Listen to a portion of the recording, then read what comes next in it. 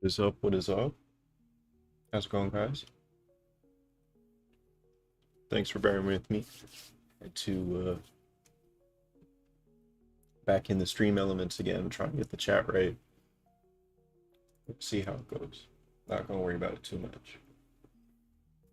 Excited to be back. I was getting the stream set up and it said 2 weeks. I was like, man, I'm really got away from you. I'm doing a lot better than I was the last time I was on stream, though. We're gonna do some good stuff today. Um, and I'm pretty excited by the prospects of that.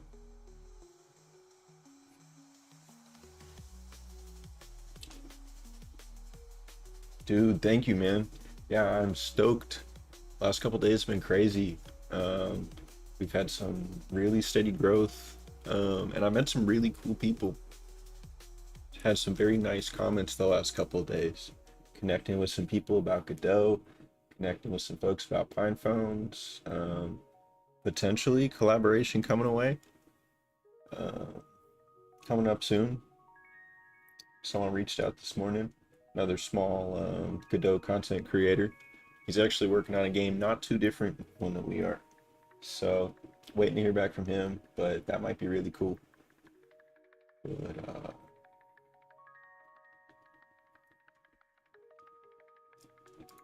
wow, dude, when you put it that way, that's crazy. I've been thinking about the fact that I'm as close now to 200 as I am to 100. But when you say halfway to 300, that just sounds crazy. That just sounds wild. But yeah, man, the Avengers might be assembling. I started watching, he's only got one video on his channel right now, and it's pretty cool. I think he's got a bit of a different approach than I do, so I think it might be kind of sick to combine forces.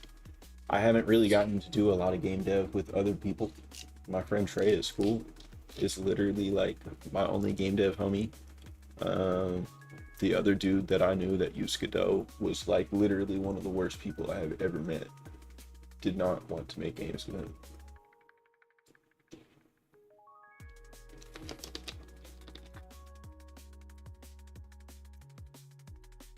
But yeah, so it's exciting times. I was getting a little sad, a little stressed. With school starting back up this week.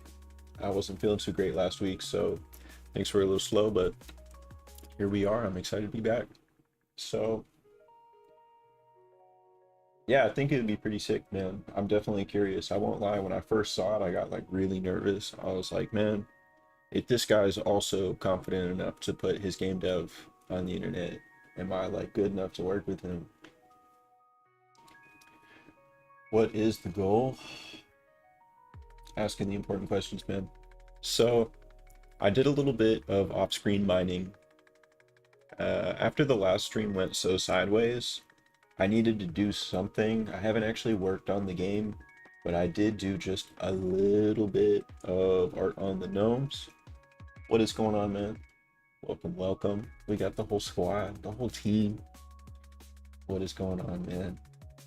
We were actually just discussing today's goals.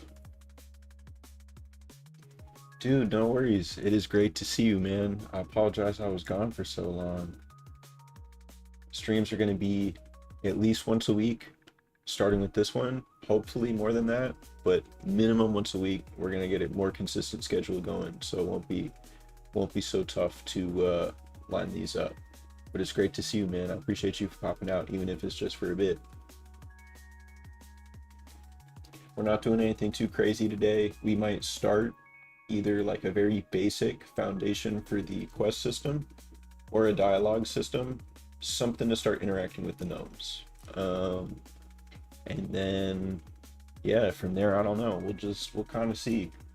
I don't think the stream's gonna be like crazy all night. I don't have class in the morning, but I do have class tomorrow, so I don't want to be like super tired from my first day back in stats.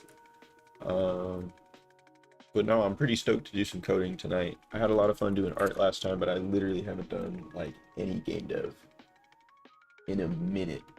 So I think dialogue could be kind of cool because if we get the engine going, then maybe we start needing some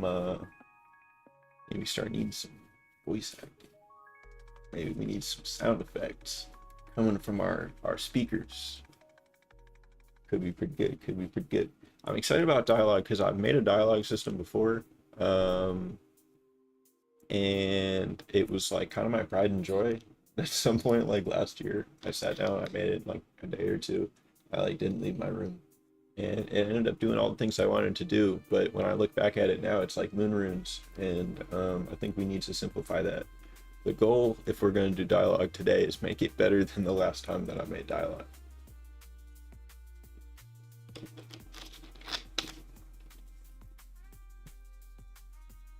So let's think about that. Let's think about it. So, oh, I forgot about the little guy. I'm playing Stardew Valley. I click. You could do it like Celeste dialogue. All right, this is crazy. I have to admit something right now. I have not played Celeste, and I have never watched anyone play Celeste. Should I look it up, or can you give me like the rundown?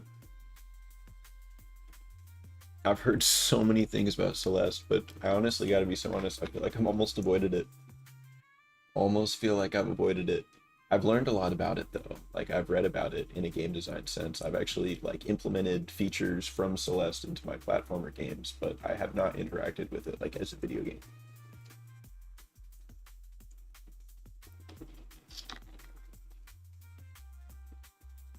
It's not a difficulty thing. I've done the Path of Pain and Hollow Knight. Promise. 100% in Silksong. Trust. Just when you interact with the text bubble, bigger image of the character next to it. Oh, okay, just like a little portrait thing. They're adding that to Terraria tomorrow? Day after tomorrow? But no, that's actually really cool. That's a great idea. Because it's not a big art commitment, right?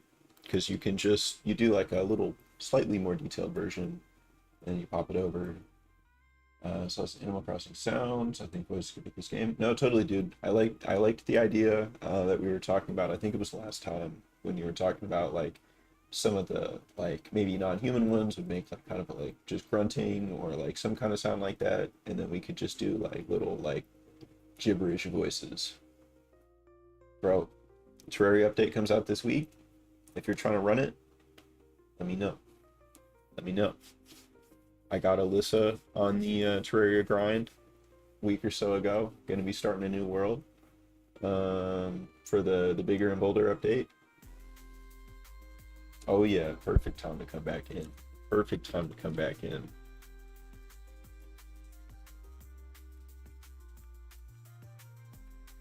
So I think really, let's just do it.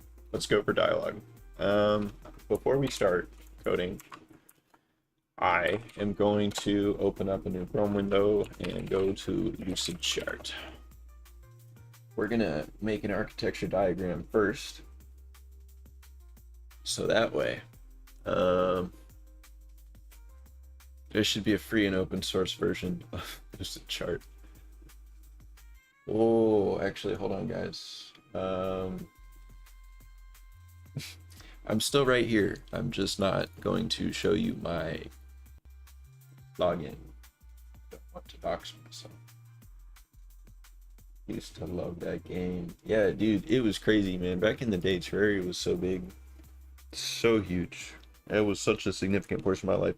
When I actually was doing Twitch way back when, that was the game that I made my first like break with. I got my first 50 subs. I streamed Terraria every day all summer. It was like right before I started high school. Man, that was fun. Yeah, we had like a bunch of regulars. We all had like this big server. I used I forget what the modded Terraria server was at the time, but we had like plugins and stuff for the Twitch integration.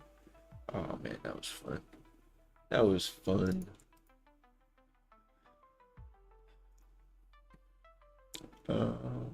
Wow, something happened to Lucid Chart since I was here last time, guys. It got weird. Give me a blank document.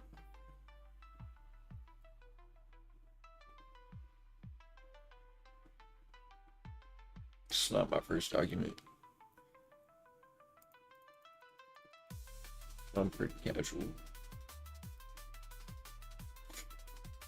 I'm the scrum master. No, I'm like just, can I say just a dude? Yeah, other.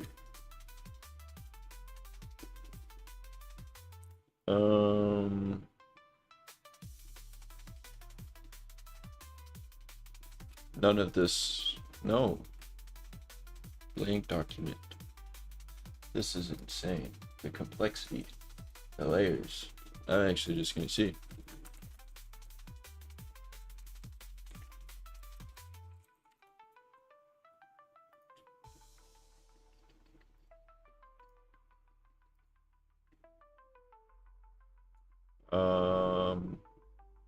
Oh yeah. Get out of here, Lucid Chart.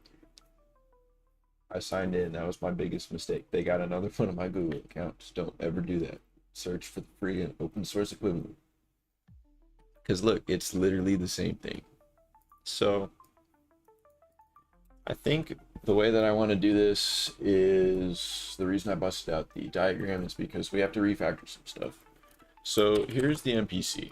And so the NPC is going to be the kind of base class that our characters are going to inherit from. And I think that that's going to be where the dialogue kind of comes from. And so I think what we're going to want to do right now is, if we look at our, well, this is actually perfect. He doesn't have any architecture yet. There's still just sprites. So I think what we could do is we can take our NPC and we can make it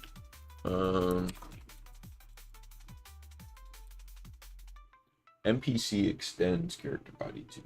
And so what we're going to do with that is, the extension is going to say that it is going to have all of the features of the base class. So we're going to have access to move and slide, we're going to have collision stuff, everything that we're doing to keep a character body, which is the same thing that we have for the player and the enemies, and we're going to add more stuff to it, and that's going to create our NPC class. And so the reason why I want to have an NPC class is because by using this kind of composition instead of just kind of hard coding this into each one, in the future when we want different NPCs that do different things, rather than having to create like a bunch of overloads or like re-implement those, we can just inherit new things. So I think that will be pretty clean. And so what NPC is actually going to do,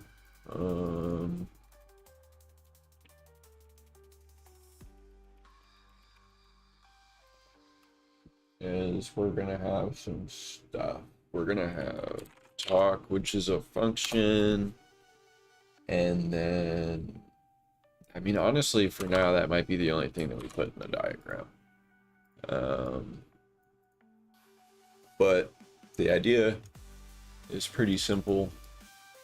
We're not pulling a pirate software, I promise. There's greater purpose for the diagram. It gets more interesting than this. Because now,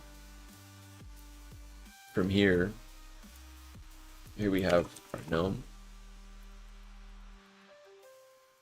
And our gnome is going to be able to implement its own version of talk. Each instance of an NPC is going to have their own thing.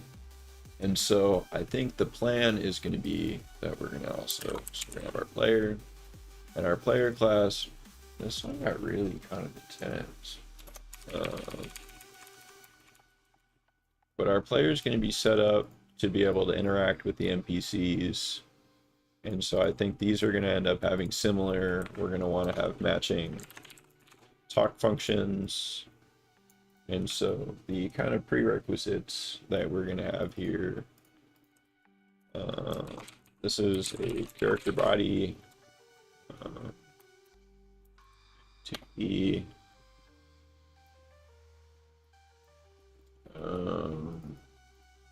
and it needs to have an area to be.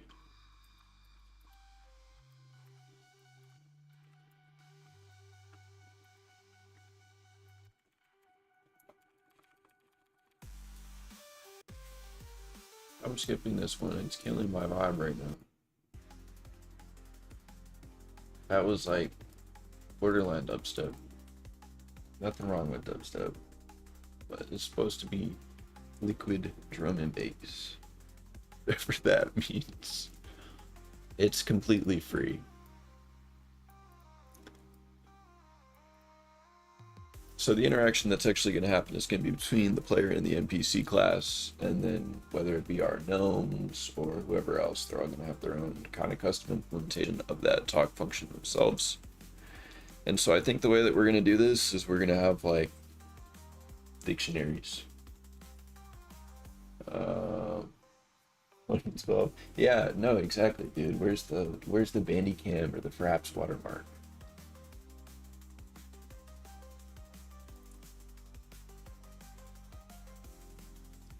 Yeah, okay. I'm tired of talking about this. It's time to do some implementing.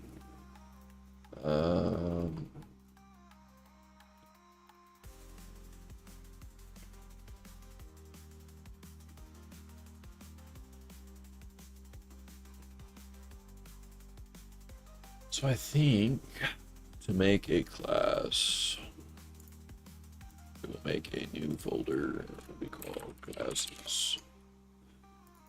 Make a new script, and it's going to be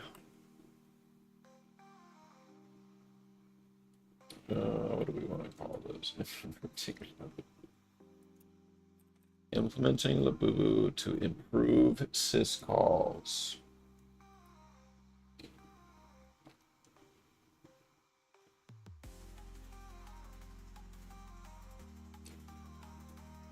Yeah, I don't know, man. I don't remember if it was a typo or a decision, but there is a gnome named Gum. Yeah, NPC lowercase, I guess, is fine. I don't really care what it inherits right now. Open it up. Okay. Class name. NPC. Stems character body to be. We'll do it in lowercase. Okay. So now we've done the first step. That one box that led into the other box that said character body gnome. There we go. There we go. And so now we have access to everything from the character body. And so like what that means, it's not Python. So it's not update either. Oh, it's process. I'm really out of this. I've been writing R and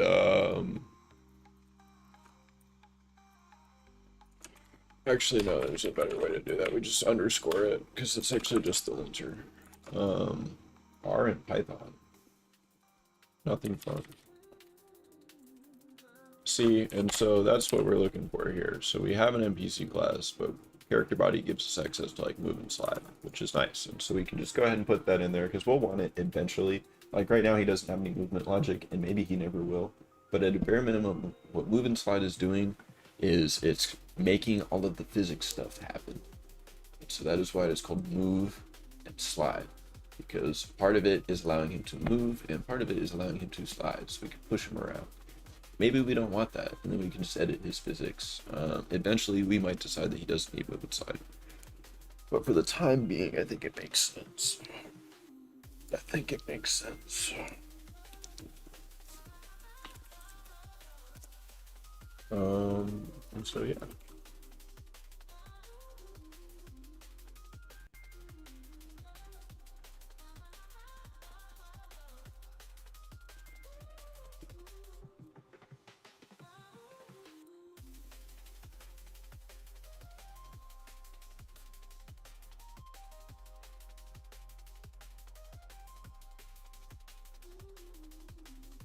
Alright, so for now we're just going to use a string. Eventually we'll create an array of strings or a dictionary full of strings, but the dialogue is going to be defined. We're going to use an export bar so we can edit it somewhere else from within the editor.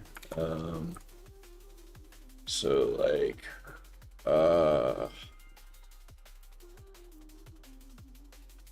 here we'll add a child node, we'll make it a character bar. Woo-hoo.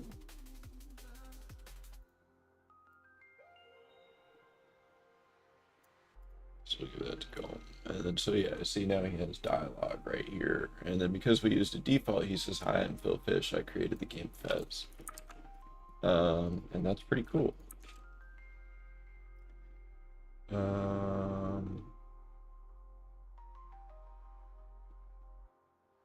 So yeah, I think what we actually really want to end up doing is we want to create a character body 2D. We'll do that and remove that, add that to that, rename that.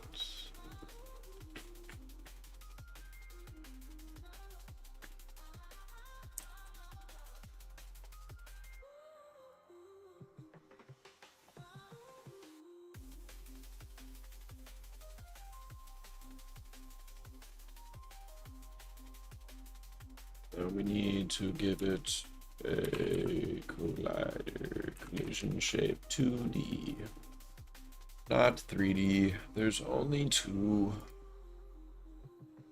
I bet you the hardest part about dialogue is actually thinking about the dialogue makeup. Yeah, absolutely.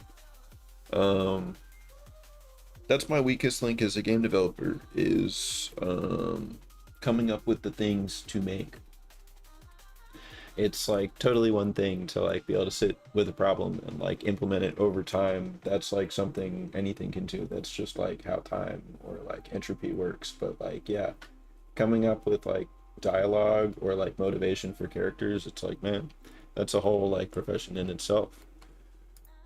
Oh.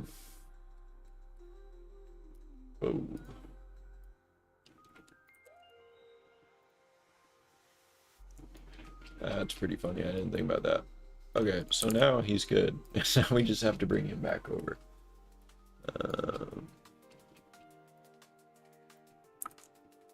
Perfect. So what we're gonna do now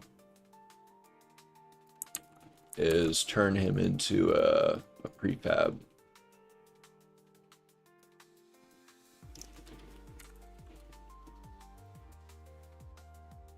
It's just a scene. It's my Unity brain that calls it a prefab still. I haven't like actually done any work in Unity in like a year. I did some like VR stuff for one of my professors. And it did terrible things to my Godot brain. All right, so the collision is working,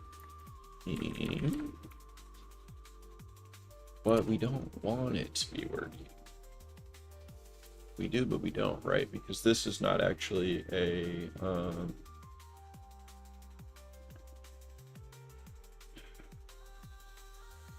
where's the, yeah. I always make this mistake.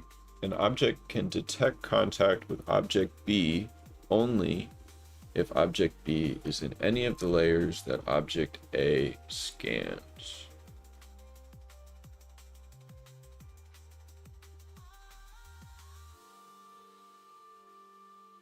Oh man. I don't know how I'm always so confused by this. Well, the only way to do it is just to that was not the... Okay.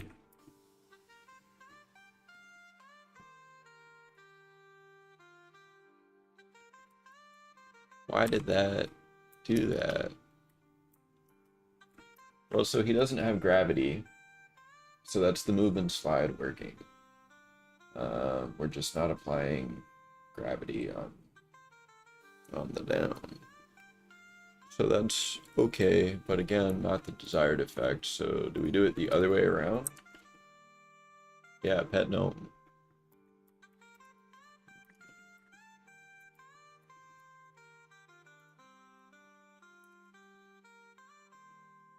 Pet gnome.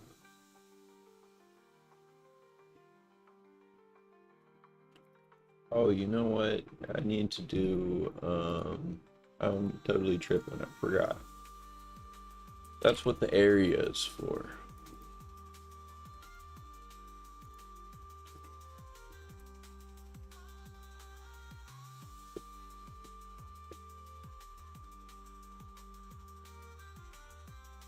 So we make that one wider. So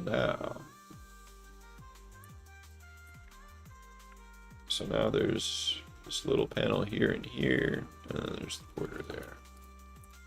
So because of the way that we've set up our player,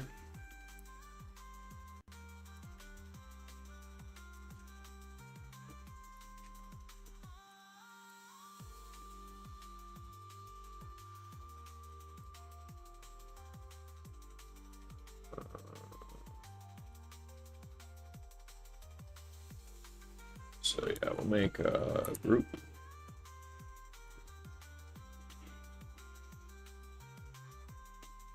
Oh, we already have a group. Look at that.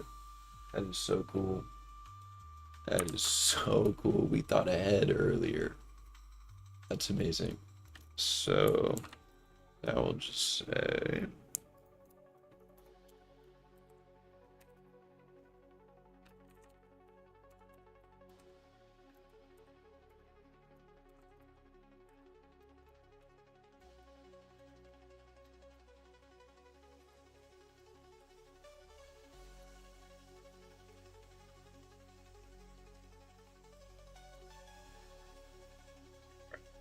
work.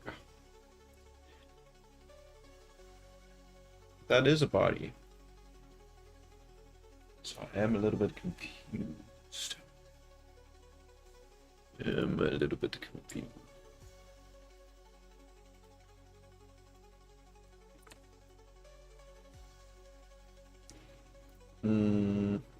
How do we want to do this actually?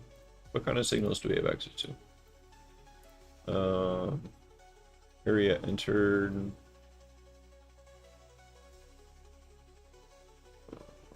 Body entered.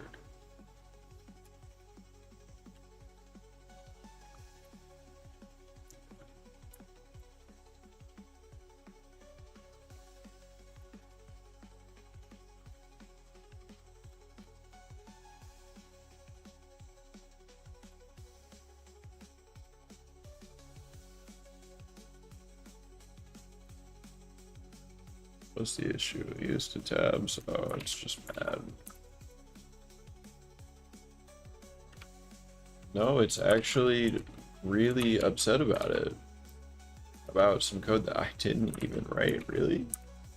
About some auto-generated business? Yeah. Okay, look at that. Can talk. Perfect, perfect. So that's actually okay to do it that way, because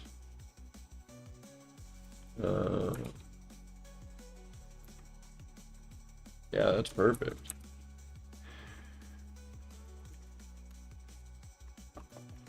So we'll make a var, make a bool, and a legal false. And we will make can talk equals not can talk. So then, instead of printing a print message, we'll just print the variable itself. What's wrong? Oh, stop talking to me. And then we'll just have to hook up the same thing, body exited, and connect it. And, boom. We need to make a function.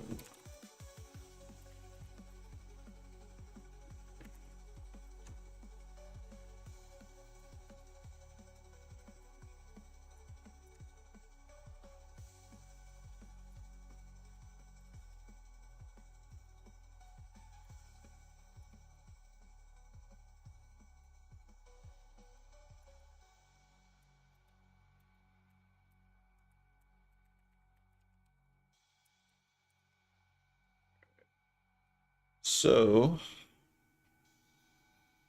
I think now when we interact with the gnome, different things should happen.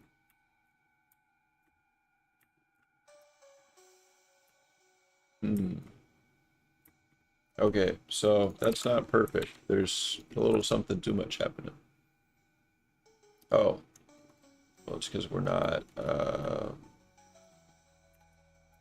didn't make it through. So that should work.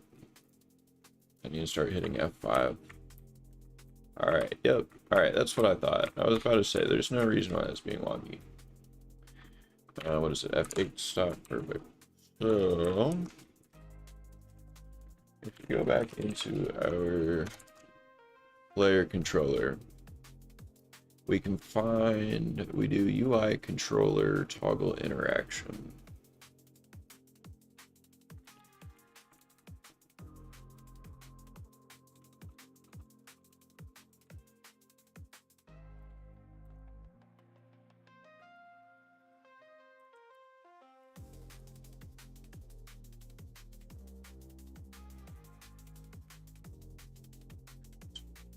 Not worried about it.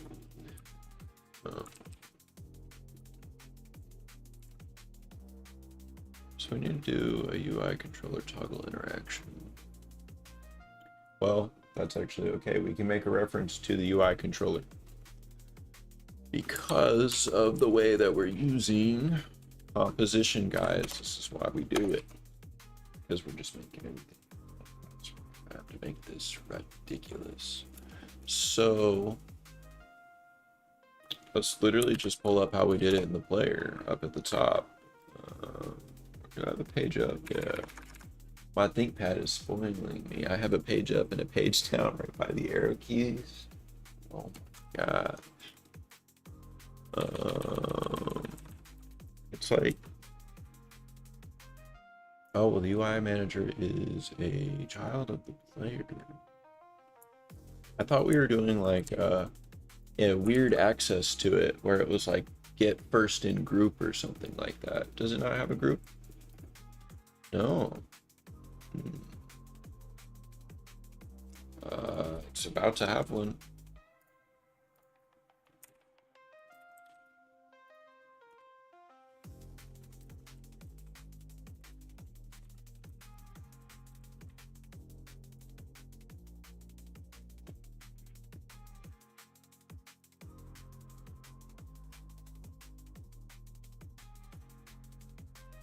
So, already.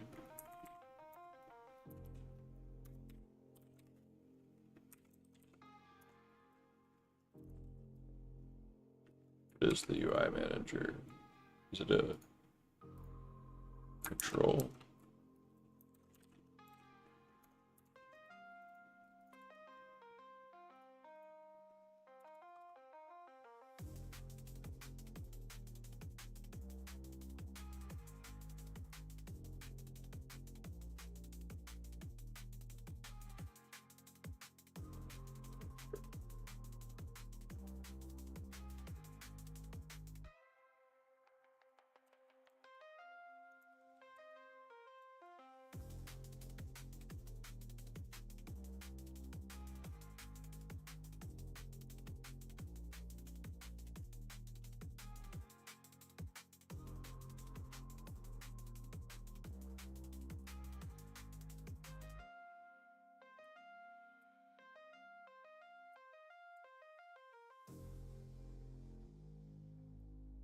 All right, we got him.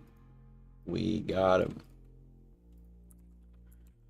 So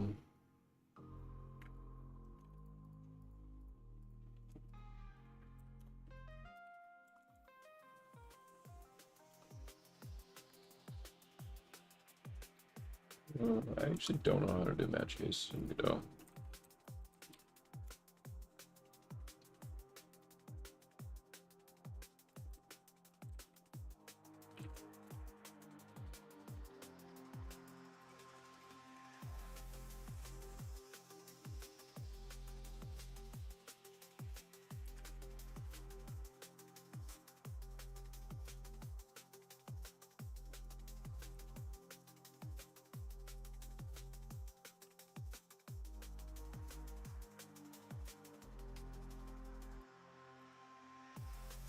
We actually don't need to do anything. We just do UI manager.toggle interaction. That should be enough. I'm so sorry, guys. I was thinking one night, I think Rising Valor sounded kind of. It's Tower Ascension, Rising Strength, and Courage as you climb. I like this idea. I like this idea. I don't know where my pen is at. I was gonna actually write that one down, but I'm gonna make note of that. Did we have like a... Yeah, there's a design document. We have a document. Docs. Ideas.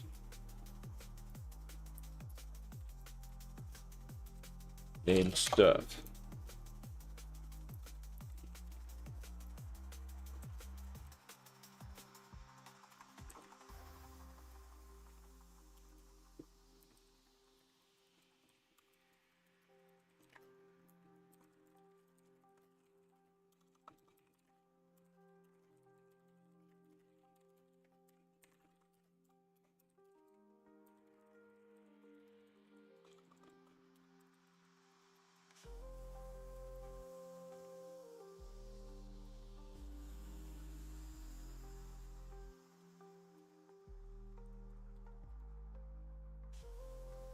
Like that. I like that very much. Let me know if this little blurb here does it some justice as far as keeping it in the documentation. But I like this. I haven't thought of anything else as far as names go, man. This is cool. Like you were saying, I like the way that it plays on both the journey itself, physically.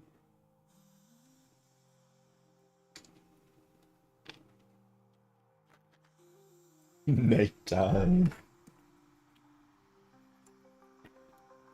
At night. Turn on reactions to express yourself with hand gestures while in a video call. No thank you. I think like confetti was about to start going off if I said yes to that.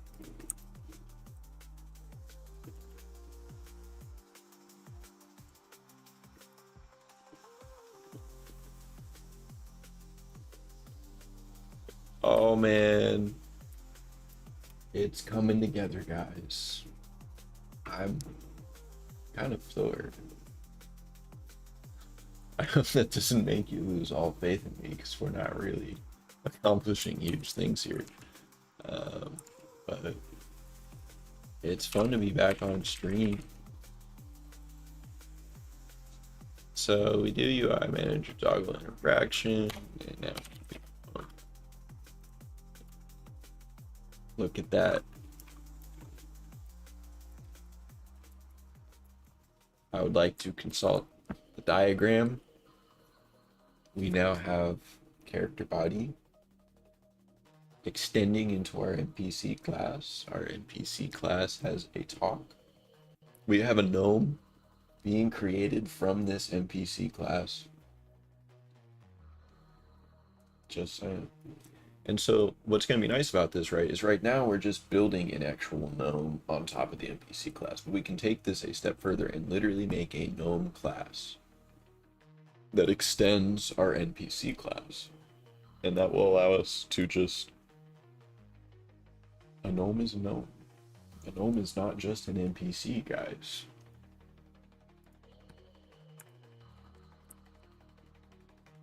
This is really killing me that the linter is so mad about this tabs and spaces business when the only time that spaces are appearing in my code is when it's the IntelliSense, when I'm just hitting enter. Oh, but that's fine. So now we have the talk method, and so very, very simply, we're going to need to do two things. We're going to need to look for the player interaction, and then we're going to need to put the dialogue on the screen.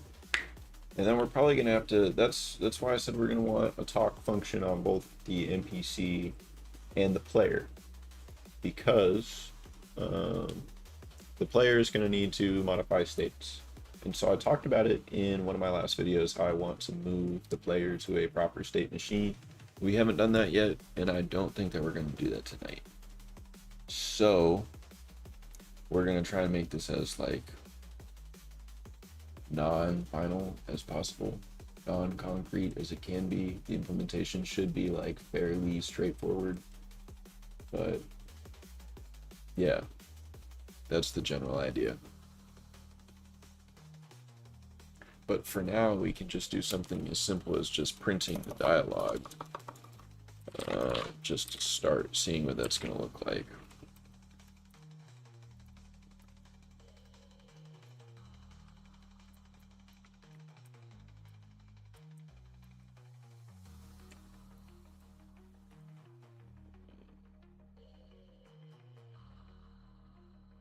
So yeah, we'll move into input event, event,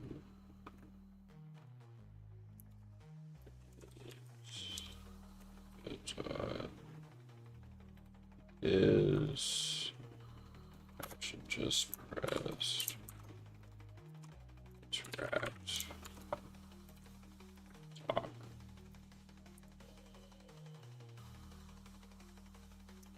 Assignment, oh, I must have missed the double equals. There we go. Yeah, we did an assignment, not an evaluation. Get out of here, VS Code. Invalid operations. Do we see our knight saying some stuff? Little Lancelot, our knight of rising valor. I think he should say some things. I think he should have some thoughts and feelings. You know, I think it's important that everyone has those.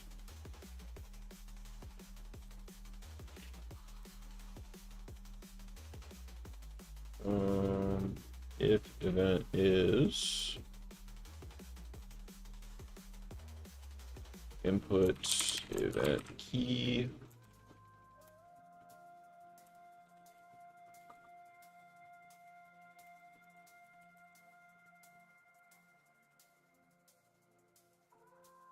no, this is not what I'm looking for, Godot docs. If input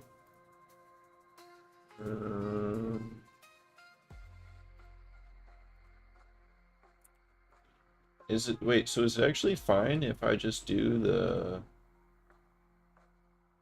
they're telling me here it's cleaner and more flexible to use input map feature, which allows you to find, and then they're just telling me to throw it in the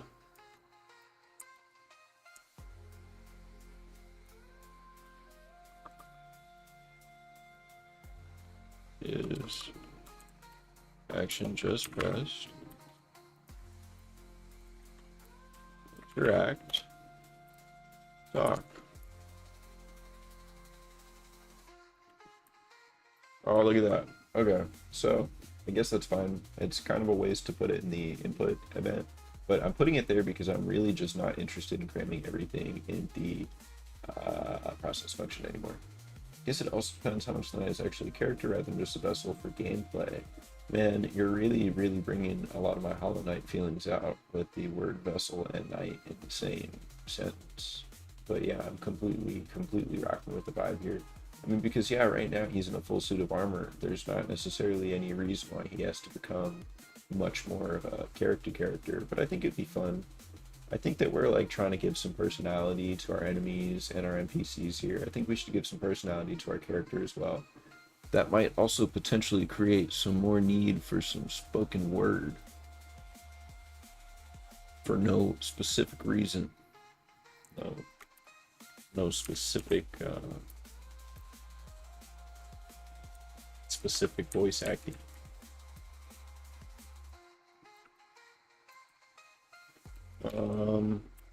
Okay, so we can spam "Hi, I'm Philfish, I created the game Fez" now. Wow. Nearly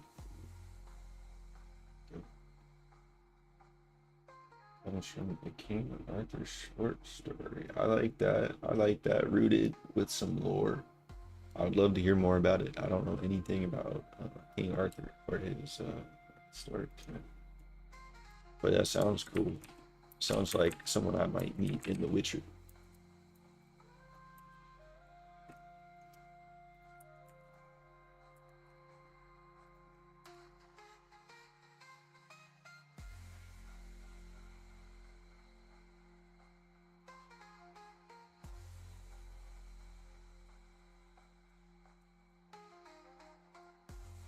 I don't know anything about the control nodes. What is that? Yeah, that's what I thought. It's just a panel.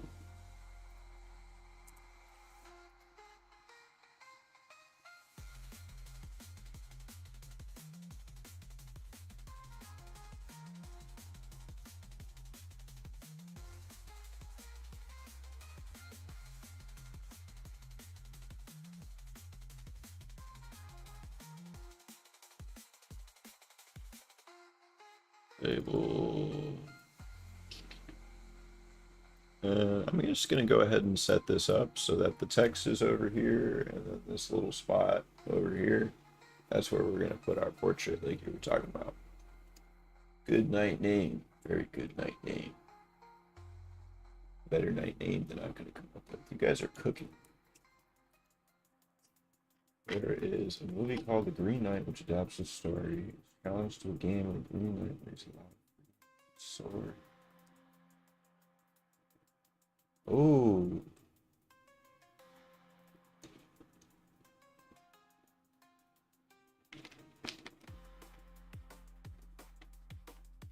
Hey. That's crazy, bro.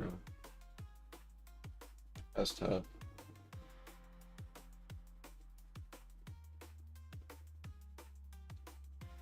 Get bro good, and then you spend 12 months thinking about the fact he's waiting. He's coming for you.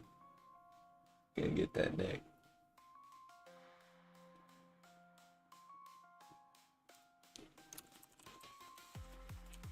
Alright, so that's fine.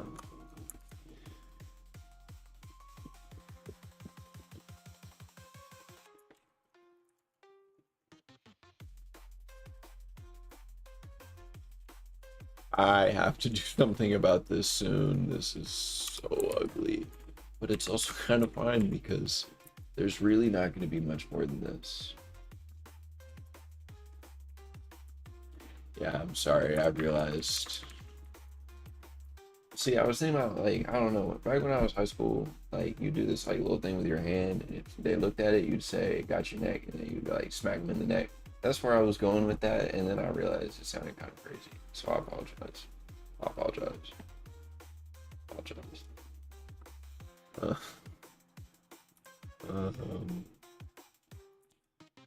But we keep it moving. So this is going to be the talk panel. This is going to be the talk text label. It's going to say talk box. Talk box label.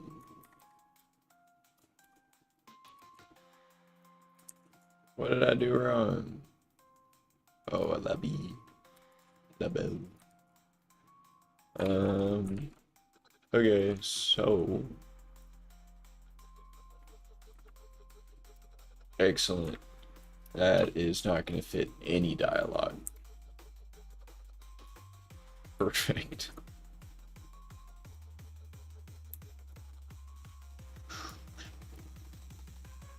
Perfect. Way better.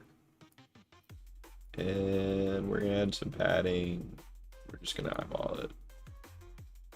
Just gonna eyeball it. That should be good. Yeah. Not really. I mean, so actually no, it's fine because we're gonna do the portrait there, so it doesn't matter that it's actually kind of covering. But also, I like that he's kind of creeping over it. It's kind of fun.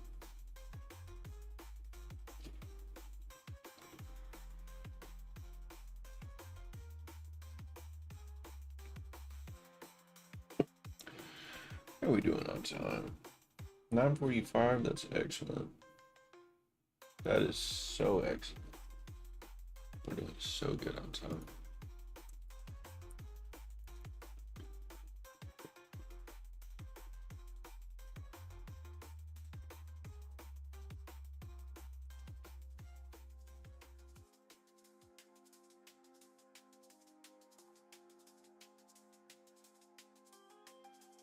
I guess I don't need to programmatically set these as invisible. I could just make them invisible.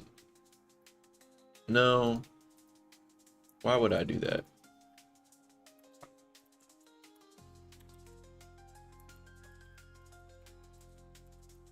Like, literally, why would I do that? It takes 2 seconds. That's the whole point of using all this control stuff, is that we can just...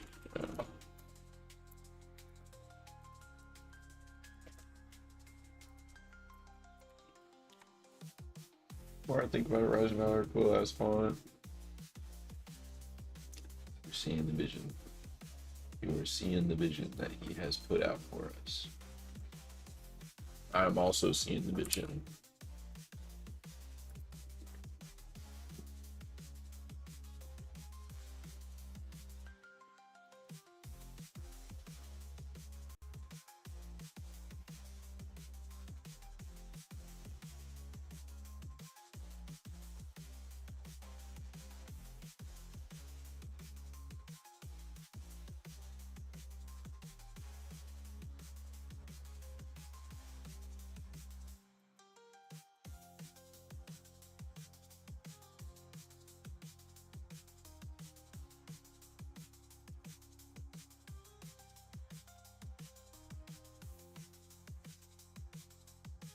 I didn't actually look that up. I mean, I had myself.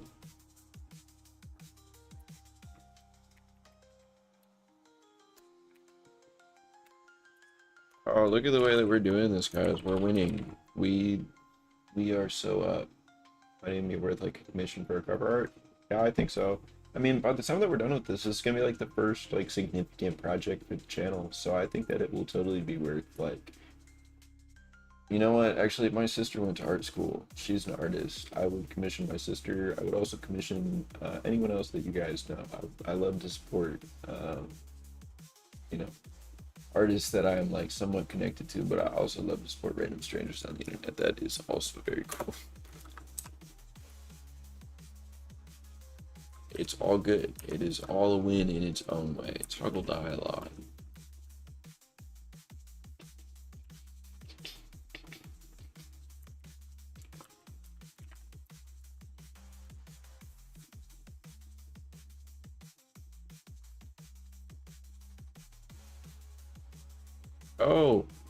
Oh, we're winning, we're winning, we're winning, because what we can do is we'll pass in a dialogue string. And we'll say,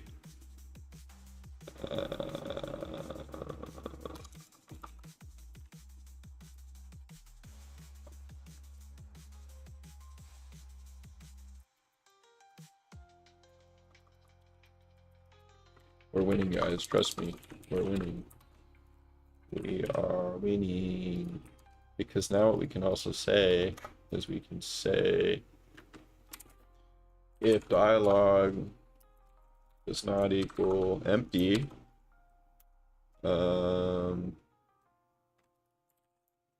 talk text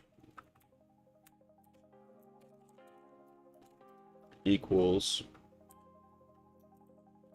dialogue.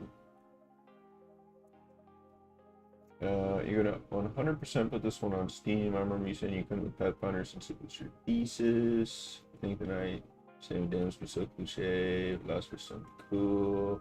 Learn maybe the first half. Top of the tower. And you guys are cooking. You guys are going crazy. Yeah, this one's completely fair game. There's no question about this one being able to go on Steam. It's just the $100. Here, I'm gonna go ahead and just copy your comments real quick so I can put these in the design doc.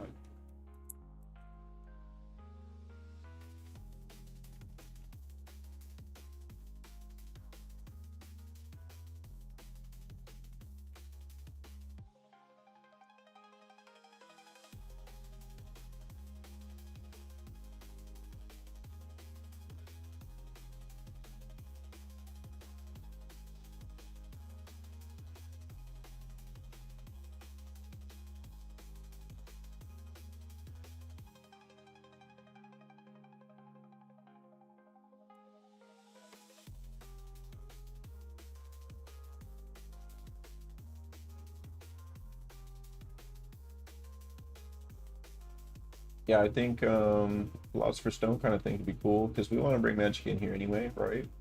Because then, yeah, like you're saying, it gives us some early motivation for some boss fights, for some conflicts. First half, top of the tower, open a portal, and then yeah, I mean stuff like portals that starts taking us all over the place. Yo, what's going on, man? Welcome to the stream. Welcome to the stream. How's it going?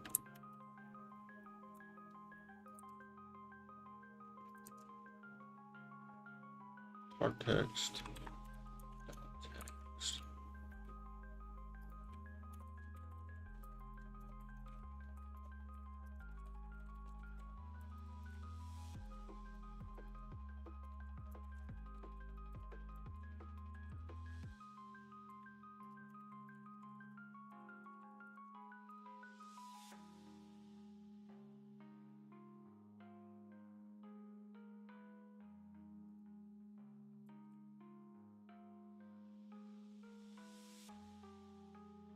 Oh, you know we did. We called it, but we didn't.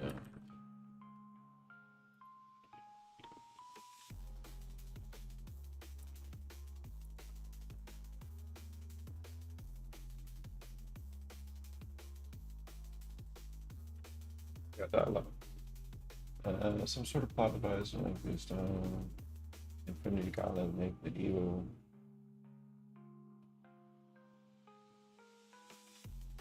It could be fun if you're saving humanity. I like high stakes. I like high stakes.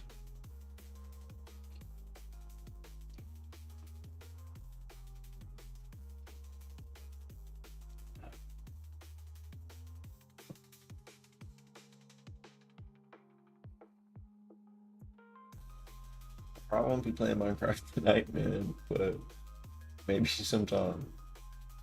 Sure. We're cooking, we're making games, bro.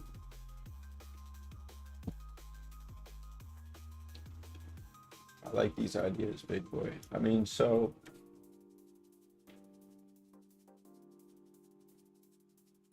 I'm really liking this saving humanity thing. So are we saving humanity from like, has there been some kind of calamity? Has something happened? What are we doing to kind of bring the world back? What has happened?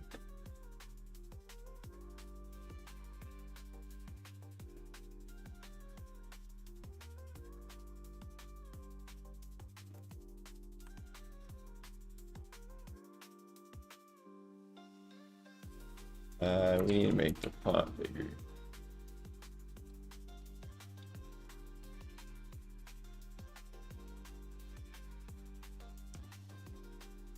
War never changes.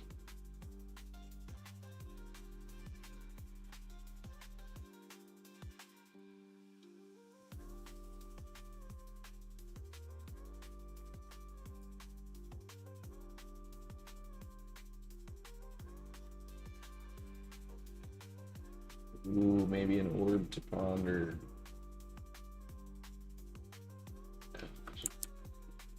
Yes. Whoa, Phil Fish, creating a game.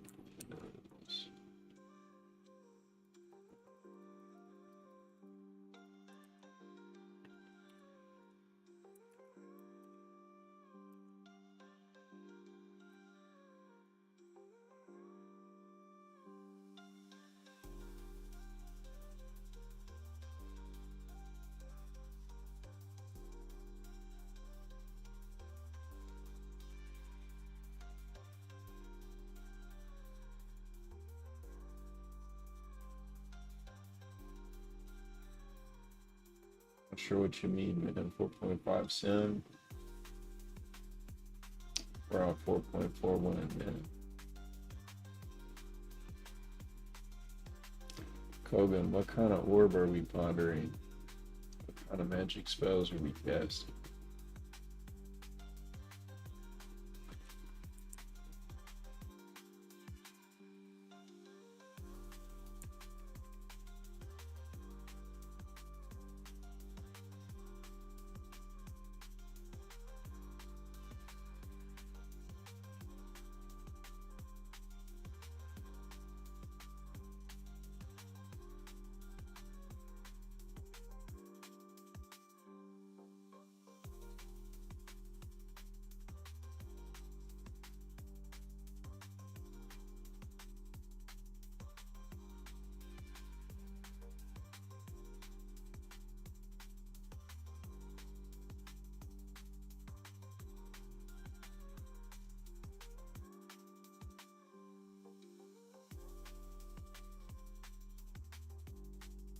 So we're just going to use the Godot as a placeholder for now. And we just need to create, I guess, another field in our UI manager.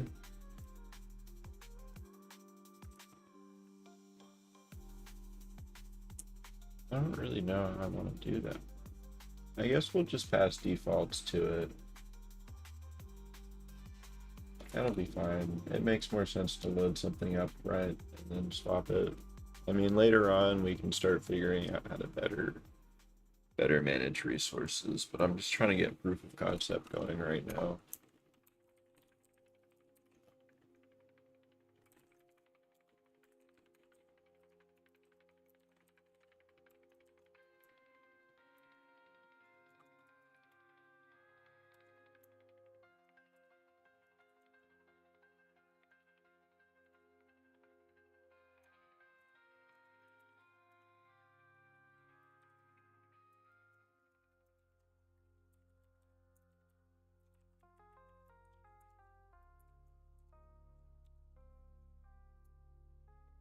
Catch up on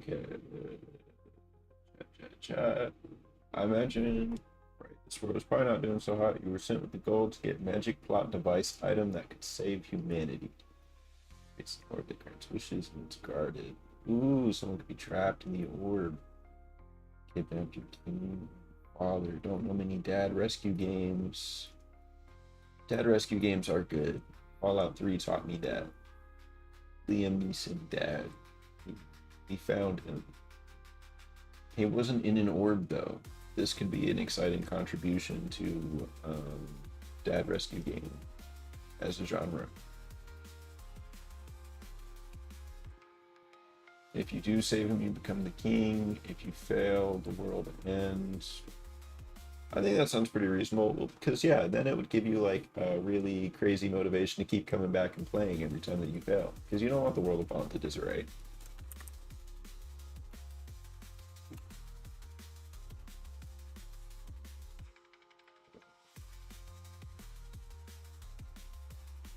I think I am misunderstanding putting a sprite in the canvas layer. Am I though? I must be. Not put a sprite in a canvas layer. No.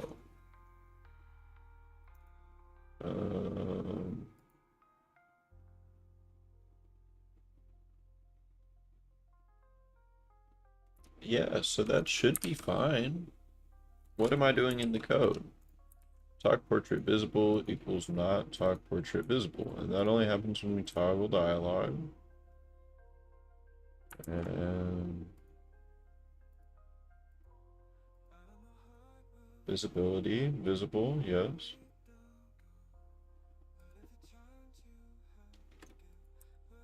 Oh.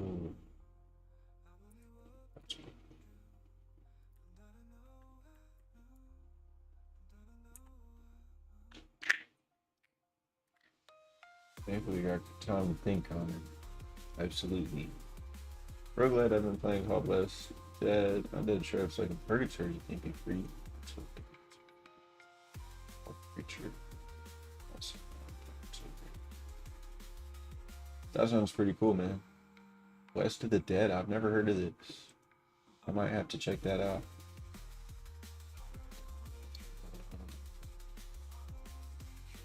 Let me grab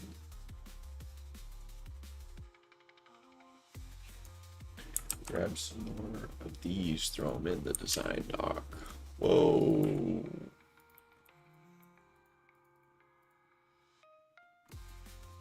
Oh, what's happening?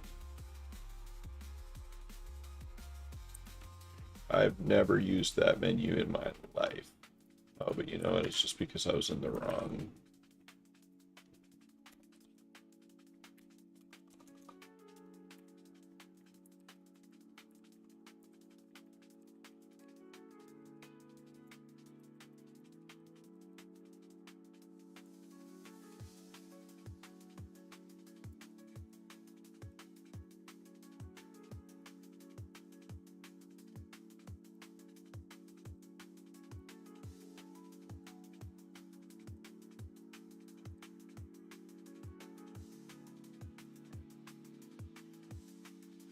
We'll clean it up even further later down the road. We got these ideas in here. Purpose the main purgatory kind of states is a bad idea. You're stuck in a loop purgatory until your father can read good.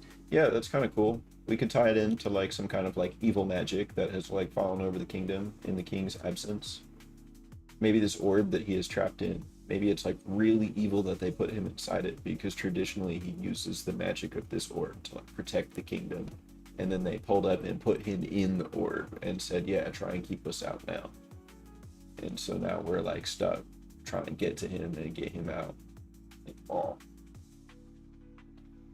These are all really interesting ideas. Liking the sound of all of it.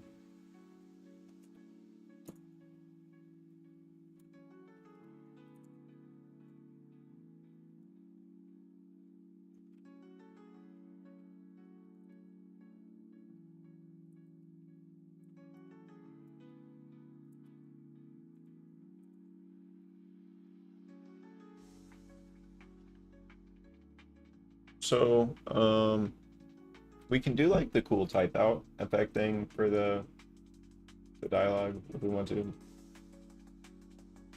I personally really like it. Last time I made dialogue, that was like the entire reason that I made dialogue was to make the type out effect. Dude, Geoff isn't gonna be ready for this one. Geoff has been waiting his whole life for Rising Valor.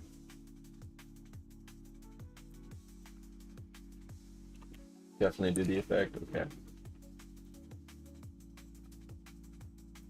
That is all I needed was a little bit of effect.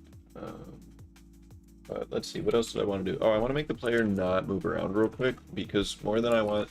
Okay, actually, hold on. Can we get some thoughts on this? This is actually so cool that there's people here for me to ask. I don't have to make this decision by myself.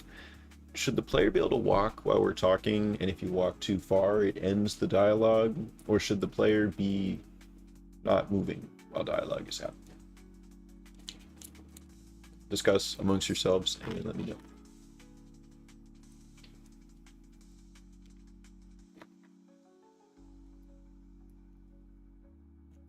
Actually, while you guys do that, I'm literally going to go to the bathroom real quick. Give me like 2 to 3 minutes.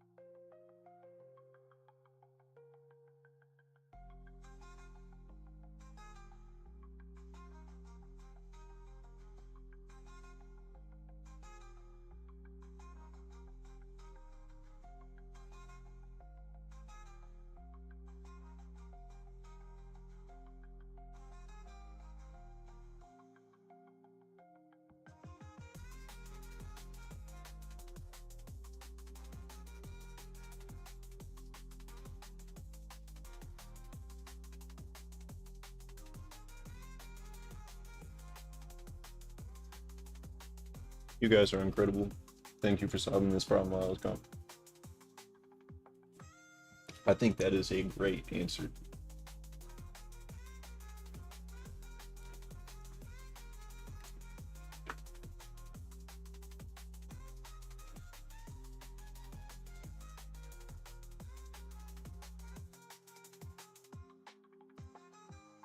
Oh, wrong scene. There we go. Okay. So, do we already have a...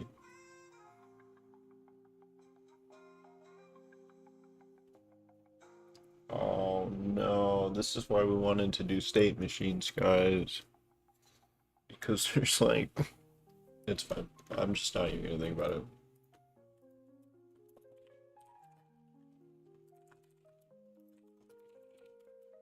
Don't look. Don't look, don't look, don't look. We're gonna do something about it later. We're gonna do something about it later. Next stream, we're making state machines, boys.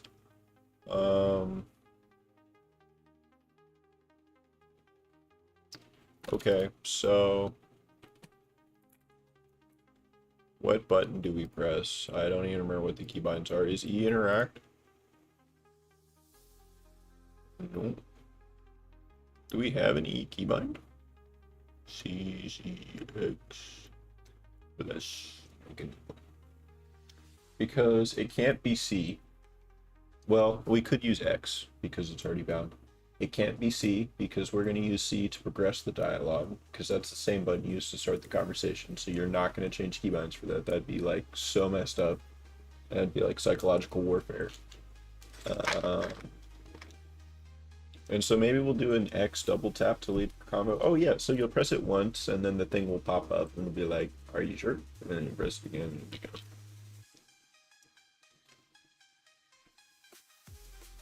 Works for me.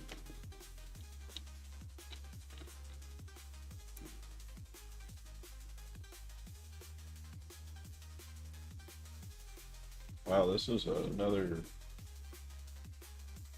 almost too high energy song for me right now. Ooh, press L to skip ahead.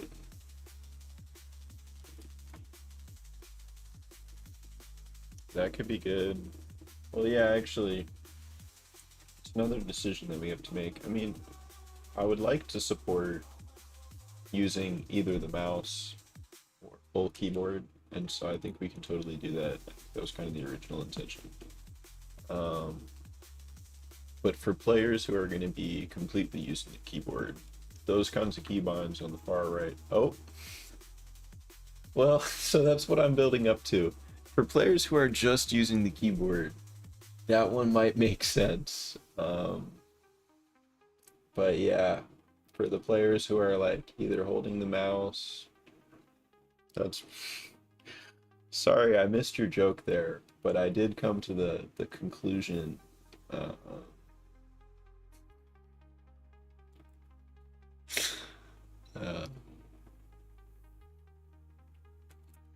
C and X it is. So yeah. Oh, well, we also have Z. That's right. Oh, well, ZX, C, and V.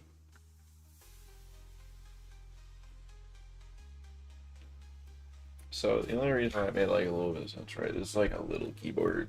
So like C and L, just right there. You just gotta use your pinky. Just gotta have a small keyboard and use your pinky. That's not how you're gaming.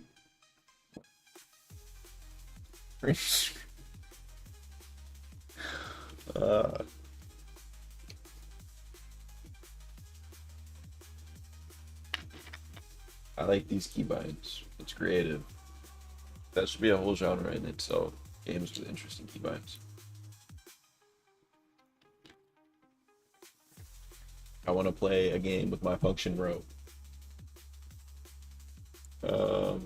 So yeah. How are we gonna do this? I need to take just one step back. I like got up for 1 second and I'm no longer as in the zone as I was. So all this is being handled by the gnome. And that's good. And when we press C again, it makes the dialogue go away. And right now, that gives us the illusion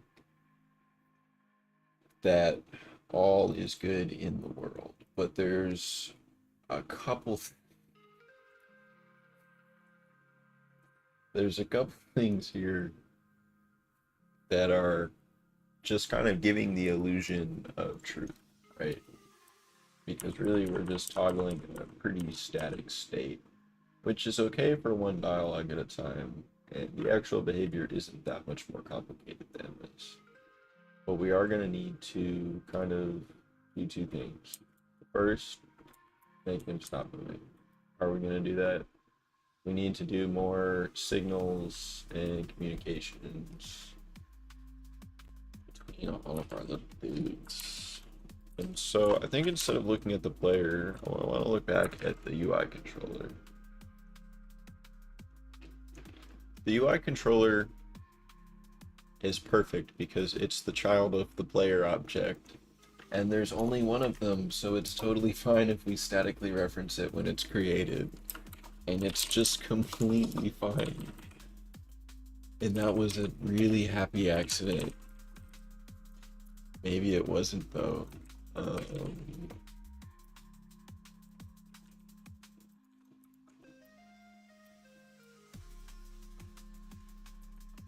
That should just work. Yup. Let's do a quick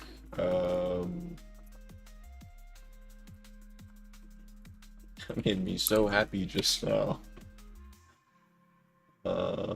Yep. And you know why that's really cool too, is because for accessing the player portrait, we don't have to like load it from the ether. This is so good. The UI manager gives us a really, really clean way to take these completely unrelated objects and bring them in and talk. I'm sorry though. Let me catch up on chat. If you want help with story, dude, absolutely, let's talk more. Either on stream, off stream, both of them. Let me know, man. Because no, I gotta be so honest. I've been a one-man band with game dev for a very long time now. I've learned a lot, I've had a lot of fun, but the reason I haven't released more games, shipped more games, is I don't know. I don't think that way most of the time. Those kinds of ideas that like really compel me are far in view. I'm much happier just kind of like taking a list of things and turning them into something. Thinking about how something needs to happen there. So ideas are always welcome. I would love some more collaboration.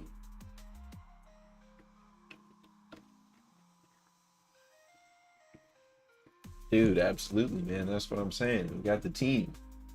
It's pretty cool.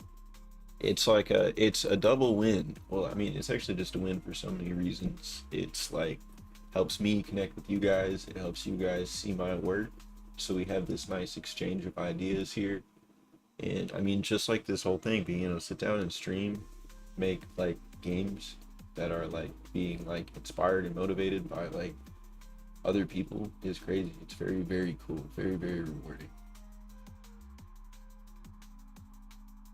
For me, as someone who traditionally spends a lot of time just sitting here looking at the screen, it's kind of really cool to be able to kind of reach out through the internet and kind of talk to you guys about this stuff too.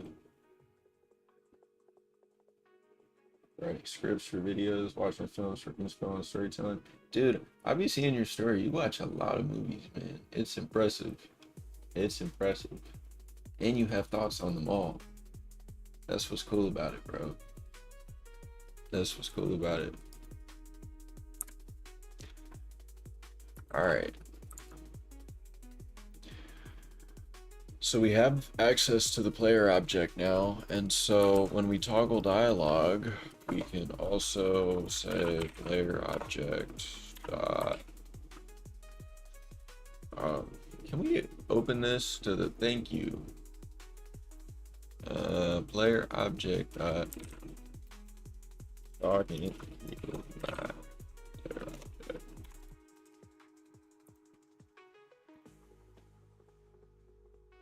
108 movies last year. Good for you, man. What was your favorite movie last year? That is crazy, man.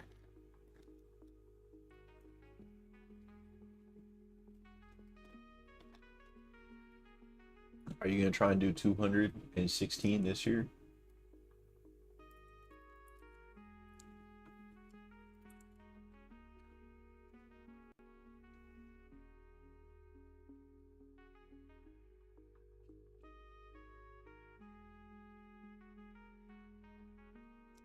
So I think the cleanest way to do this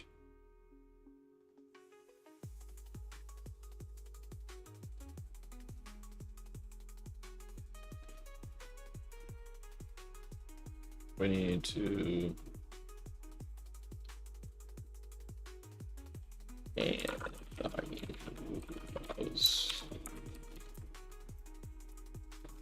state machines will save us. It's not an empty promise. It will happen. Is it mad about my parentheses?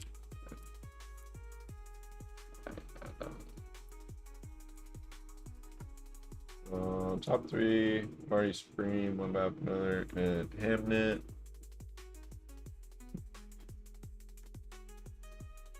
Fallen Angels.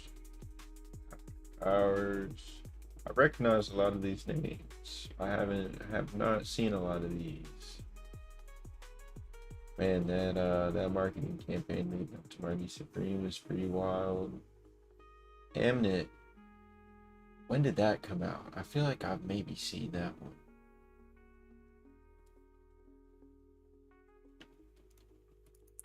This might be crazy for me to say too, but I feel like I didn't even peep that there was a new Frankenstein.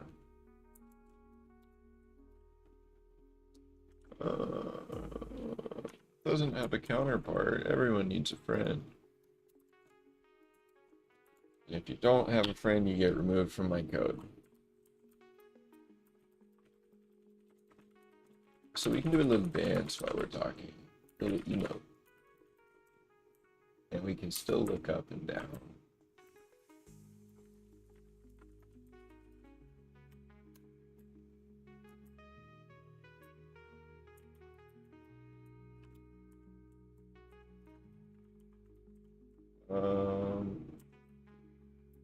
Wait, how do we do that?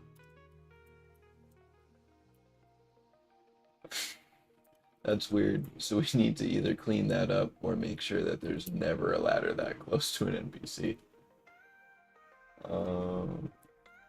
It's on Netflix. Very cool, very cool. Don't plan on doing crazy numbers this year.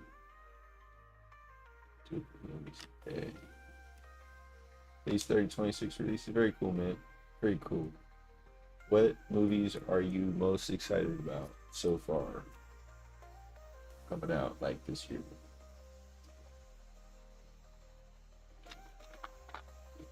I heard the new Superman was good. I'm not super tapped into all that, but I heard that was good. Oh, it was goated. Hey, maybe I need to be tapped in. I guess we'll stop the dance.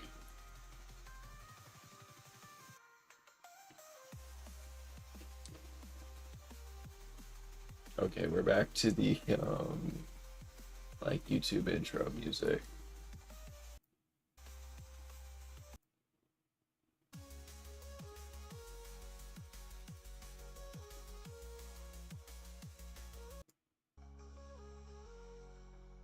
Good luck, have fun, don't die.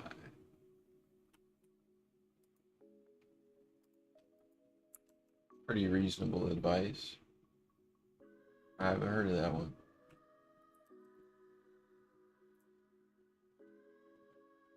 Where are we doing the flipping?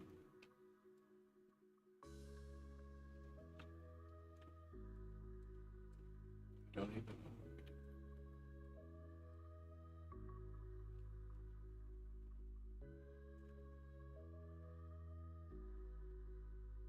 So lost. Oh, here we go.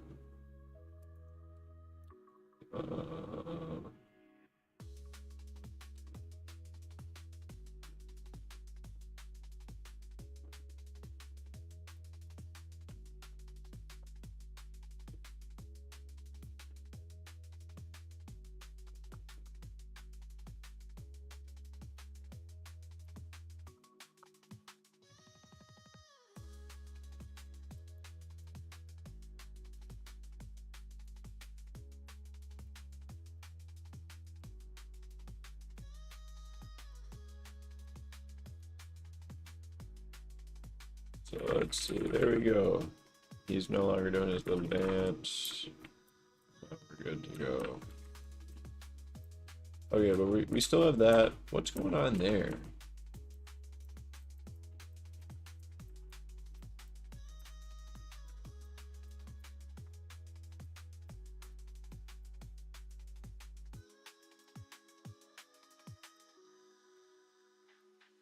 Why can we do that? Wait, what is going on? Why can we do that?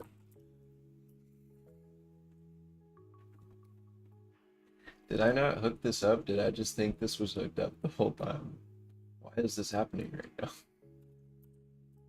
We can just like summon fish from ether.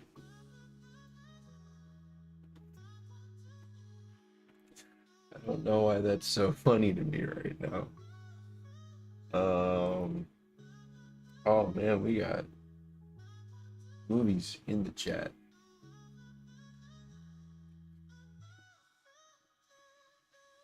We are Phil Fish.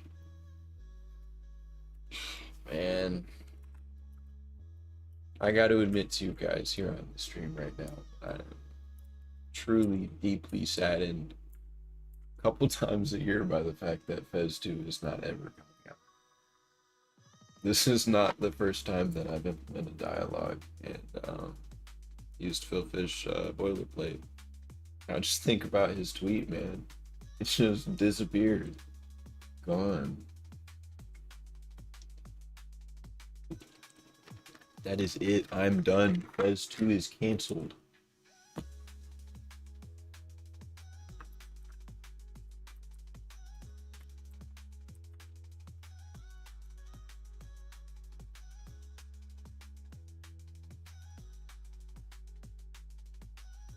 Billish. I don't know. It might be.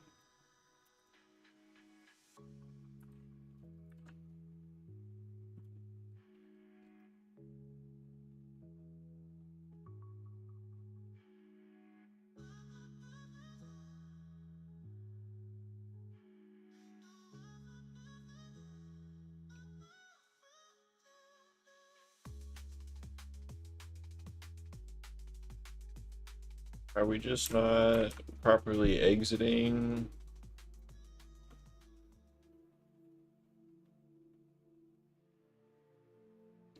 I don't understand what's happening. File Fesh the wizard.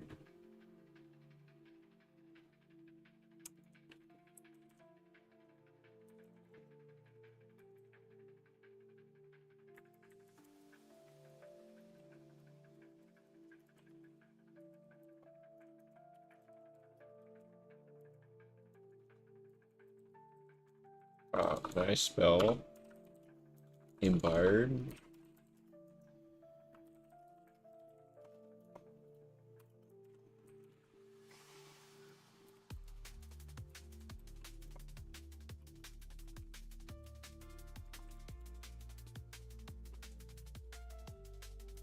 These are great ideas, man. Keep them coming.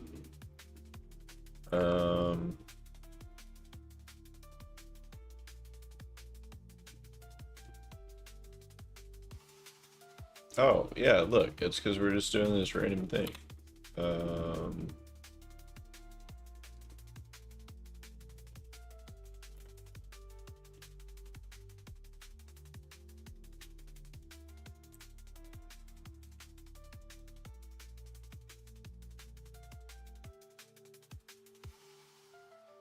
So now that shouldn't happen anymore. Amazing. Look at me go. Oh, and it stopped the weird ladder thing too.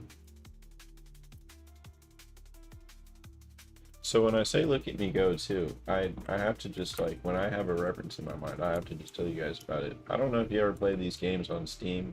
Guardians of Orion, they were these weird, like, I don't know, it looked like Halo or something if the Spartans were fighting dinosaurs. But it was so crazy. The dude had a jetpack and he had this funny accent. He would just go, "Look at me go," every time he started the jetpack. If this game has lore books, bro would need the lore first. Oh man. That's the cold hard truth.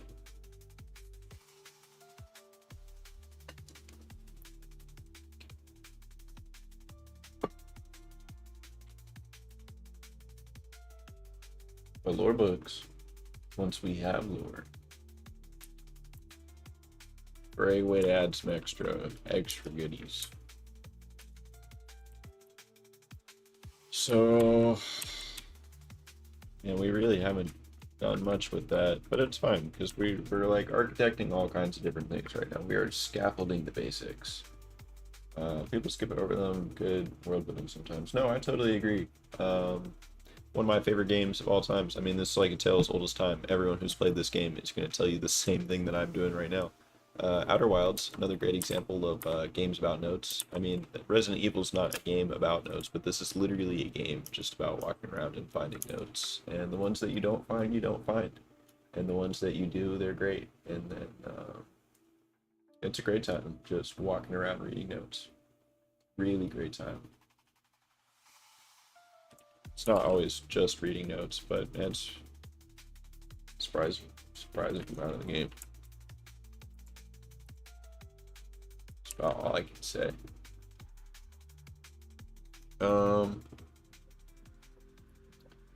So we're making the player stop now, and all we have to do in order to make the dialogue like proceed is change it from a string to an array, and just create like a second condition for when we're already talking. We press the button to advance it, and then we just need to create a condition where we check for the input, the double tap.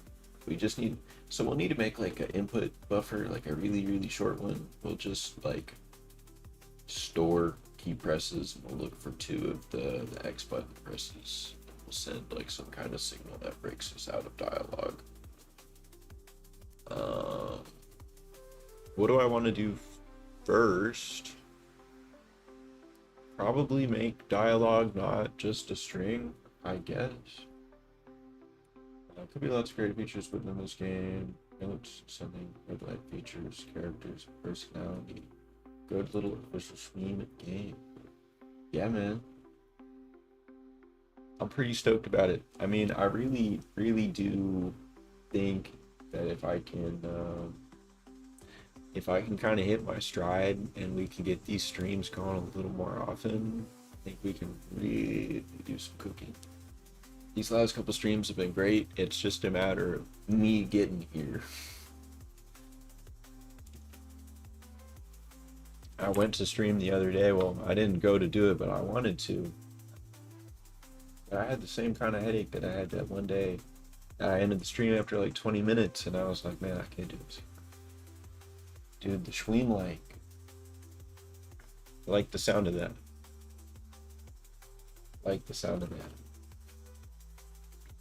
They're going to be making Ascension-like games.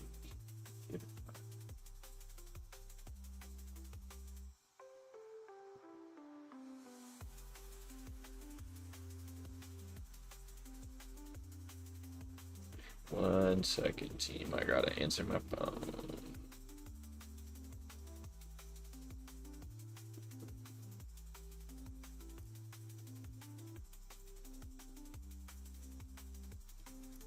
Alrighty. The UI stream? Oh yeah. Oh yeah. No, once we start getting rid of all of this stuff, it's gonna be crazy, man. That's one of my favorite parts of of the process. When I was working on Pathfinder and I started building out the menus and kind of like creating like the experience beyond just like the player input, it starts to feel like a game. It's very cool. Oh yeah. No, I'm thinking I think we gotta do some like kind of decadent stuff for the UI. I'm imagining like I don't know, the old like Diablo stuff, like lots of gold, very like ornate stuff. Maybe like glass, like orbs or vials full of like our health or mana. I think we have the opportunity to do some kind of neat stuff with this one. So, what did I want to do?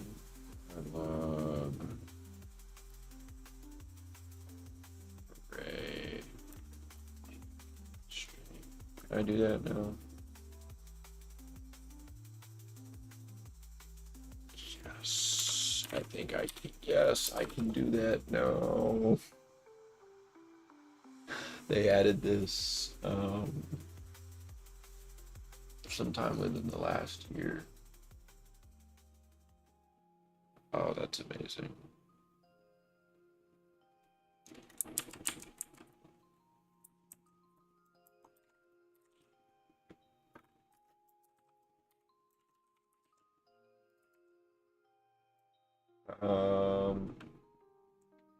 Do you know any composer type people might be worth looking into? 10 songs, boss songs, L songs. Yeah, I totally hear you, man. I don't know anyone myself. Actually, that's not true. I went to high school with a guy who makes like lots of chiptune kind of stuff. I haven't spoken to him in a while, but he could be a good point of contact for that. Um, Because no, that's super real. That's another big missing piece. If you go play any of my little games that I have on my itch right now, none of them have a good soundtrack. Pathfinder has like 3 tracks. Um, they're not good. They're like 20 to 30 seconds long tops. They just loop. Music is not my strong suit. I've tried to get into it. It's just not one of those things where it's just like most of the time the skills just are not there.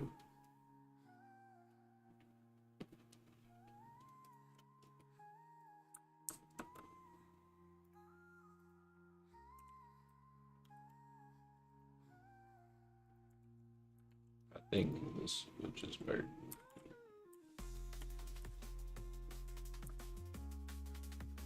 Godot, thank you.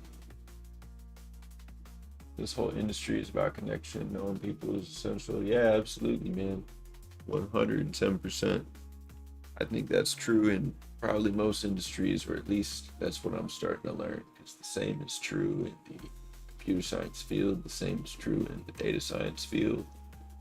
From what I've heard from my sister, the same is true in the art industry. Seems to be fairly true in the games industry these days. It's crazy, bro. It's crazy.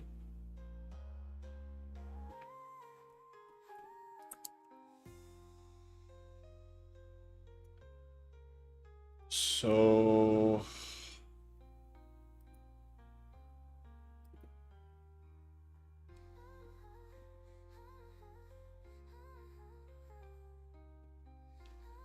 what am I gonna do about this?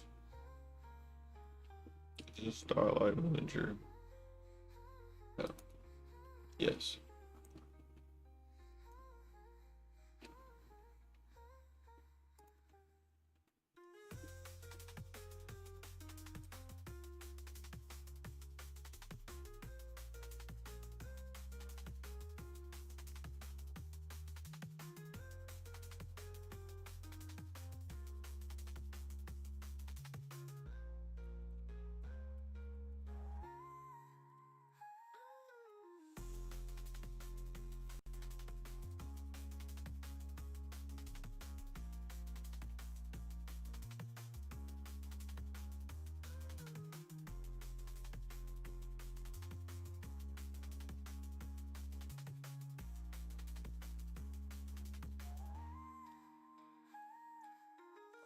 Sorry about that. Sorry about that.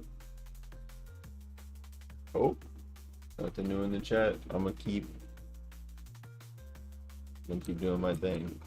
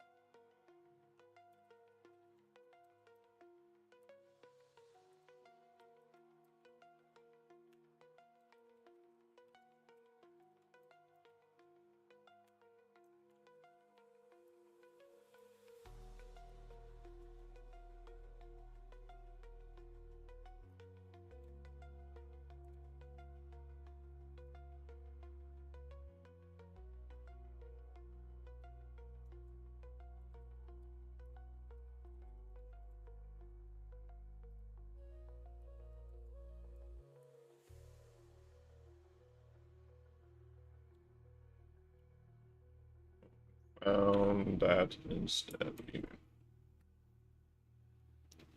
Oh.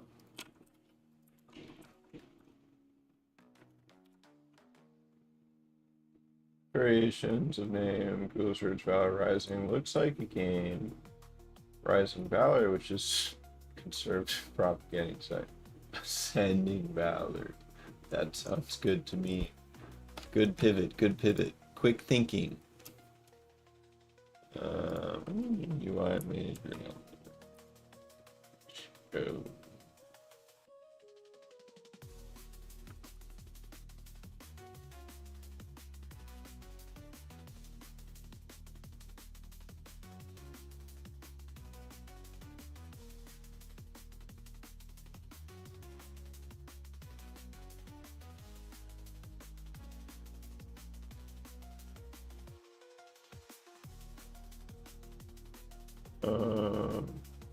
Let's see.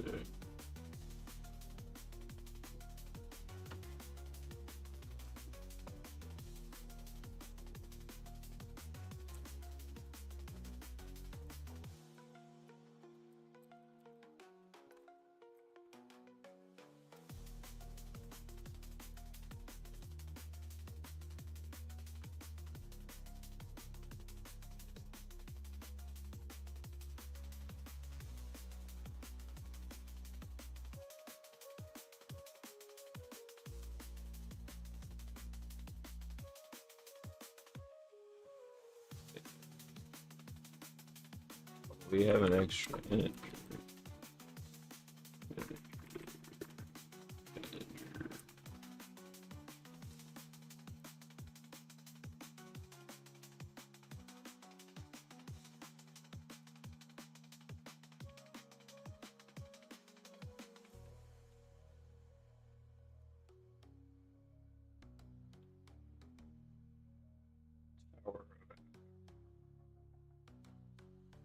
Valor Ascension.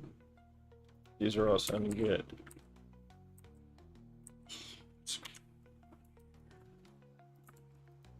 Print toggle dialog. Is that what it said? Dialog toggle?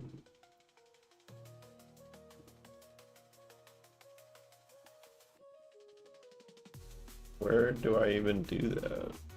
What's happening here? I see.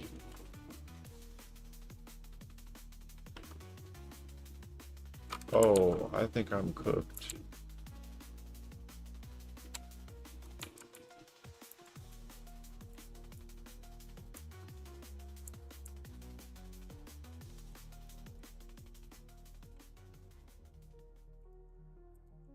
All right, we just went all the way back in time. We did a little bit of a rewind.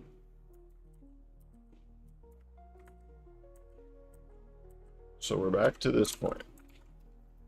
I was modifying the wrong function. So here is what we need to do instead. We need to modify the toggle dialog function. So toggle talk, we toggle the interaction. And then here, when we're actually talking, we run the UI manager toggle dialog observe. Well, so I think some of the modifications I made were like in the right direction, but I think that both need to change. because, okay, so yeah, say if player object dot talking equals false. Say player object talking, flip it, so now it's true. If dialogue does not equal empty, do all of that. Else,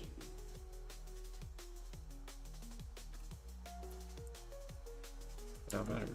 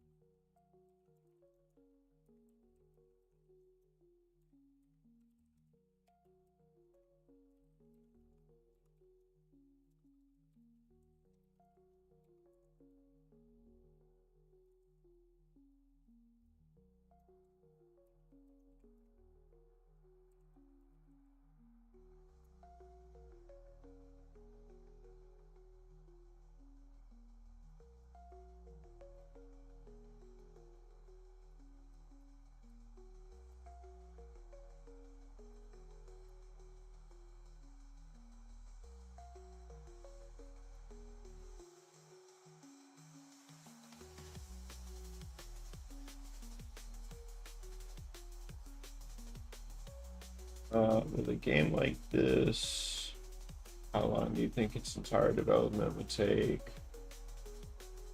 Let's see, what month is it now? End of January, February, March. Yeah, I honestly, when I started working on this, I didn't plan on working on it for more than like 2 weeks of total time. Today is like the 6th day.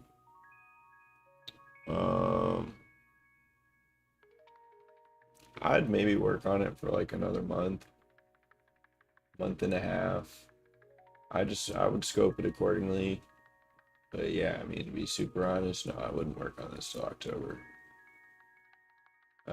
If I wanted it to be like a full-fledged, like charge like some money for it, sure, probably. That would probably be like a reasonable estimate given like other commitments and stuff like that.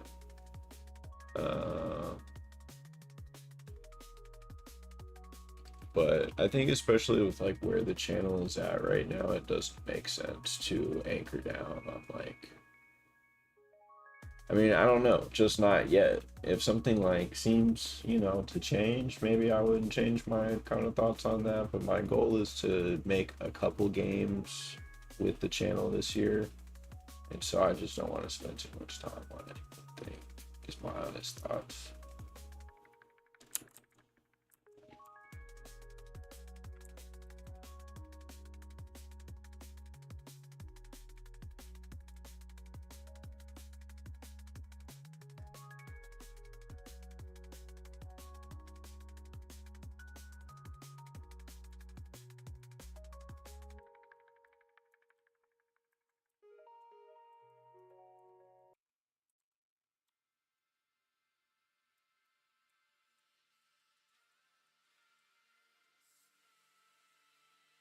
Those short games. Yeah, no, exactly, man. That's kind of my vision. I don't want to make anything low quality. I don't want to make anything that like doesn't do your guys' justice or your guys' ideas justice.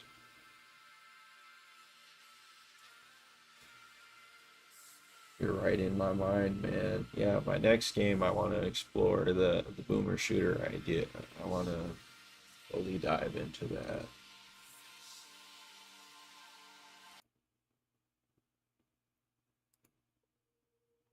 But yeah, I think showing some breadth, some different kind of skills on some different projects would be a good way to kind of reach as many people as possible, and then kind of build a large enough community to kind of rally behind a project that will, you know, take like a year like Pathfinder did.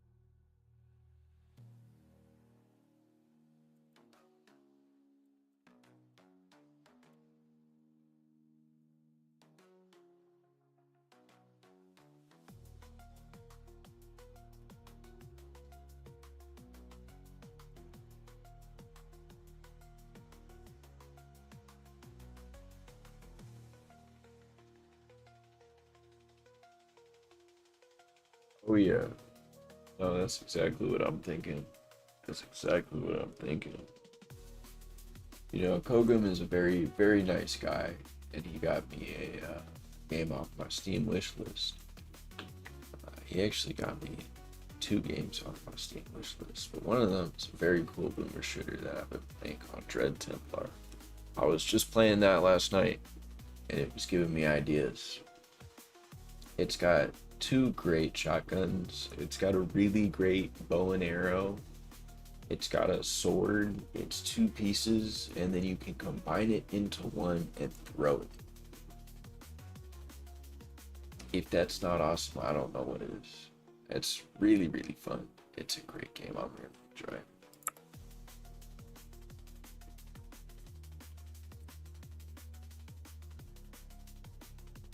Oh, it's all coming together. It's all coming together.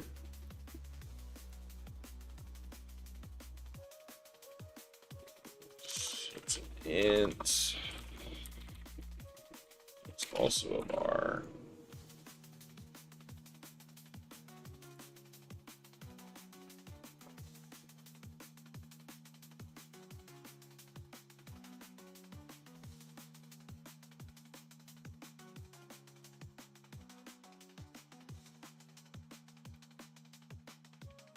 I love typed arrays in Godot. Yes. Look at that. Heard of it. Seems sick. Yeah, man. It's pretty cool. It's filling the hole in my heart while Hakita is working on Ultra Kill right now. I'm waiting very patiently for layer 8. Uh,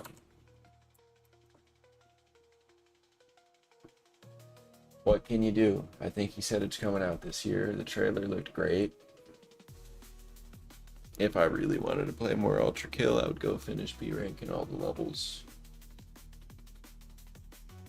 See, that's the kind of thing I would like to use like my Twitch channel for. I'm kind of worried that if I started trying to stream games on YouTube sometimes that like my audience would hate me and unsubscribe. But I do play games sometimes, and I do think about streaming them just every now and then.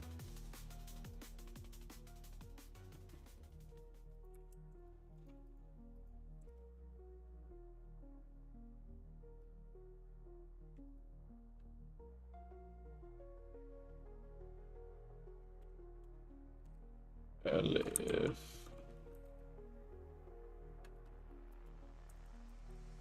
Player object not talking.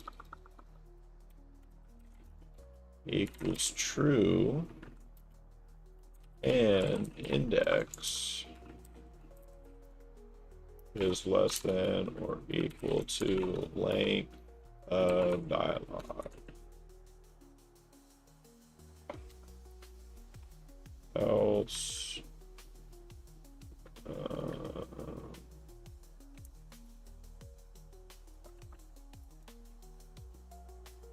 that might just work.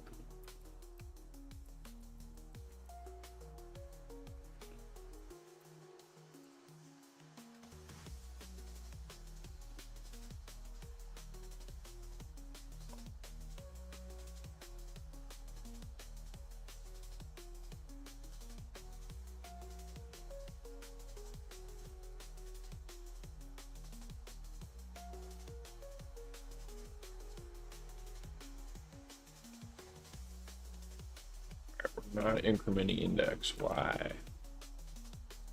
Oh, I see.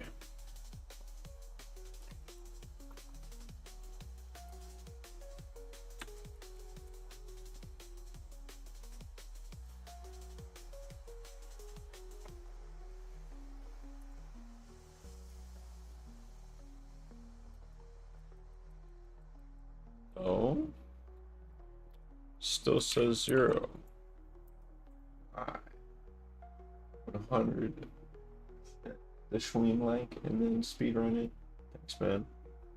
It'll be pretty good. That'll be an easy world record for you for a while, probably.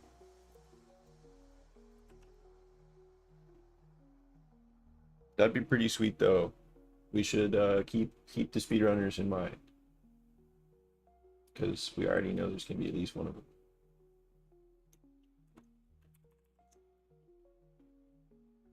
What am I doing wrong?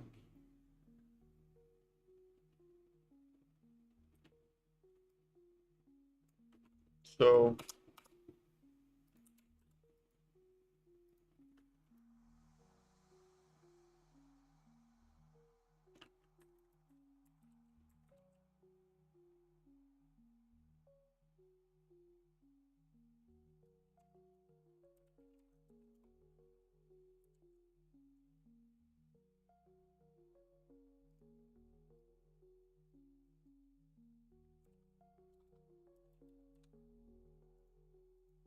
if we do that, I think we just need to change the exit condition.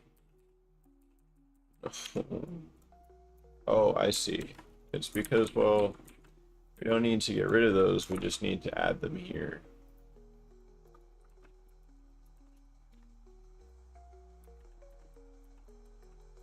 Oh, almost.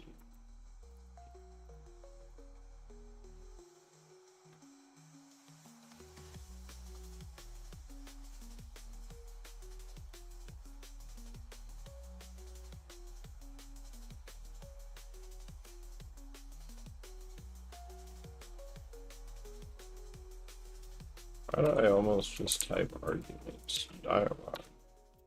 What is going on in my mind? Oh, I think we might need to do length -1.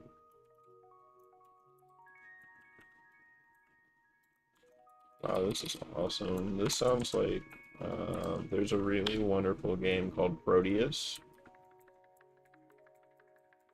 Nope, still no drawing.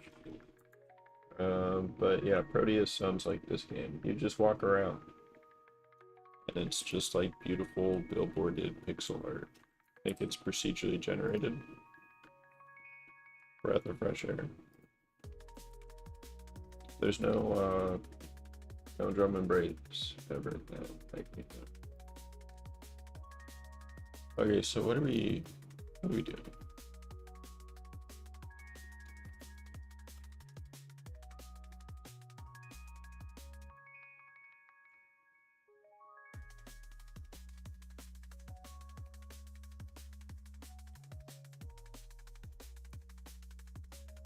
So I just need to figure out where I'm going wrong.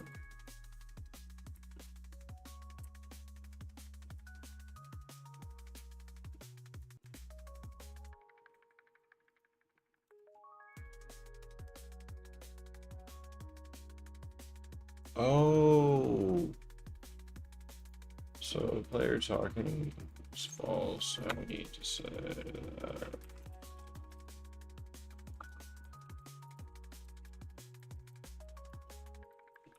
This is really silly. I think I just forgot to do that. I guess not. That was actually some weird toggle dialogue. Well, no, actually, hold on. So let's trace this in. You know, if it's false, we start this. When we go in here, we check it again. If we're not talking, player object word, let's ignore that. We'll just say true. Dialog 0 is not empty. Then we talk, and then we increase the index.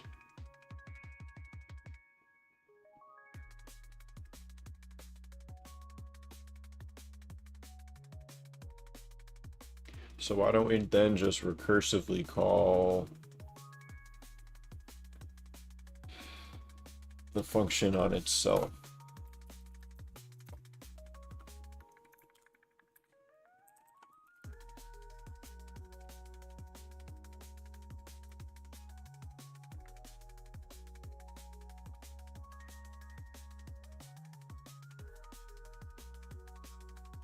No, it's not designed with recursion in mind. It's about to implode. If I start trying to do that, I'm going to rewrite the whole thing from scratch.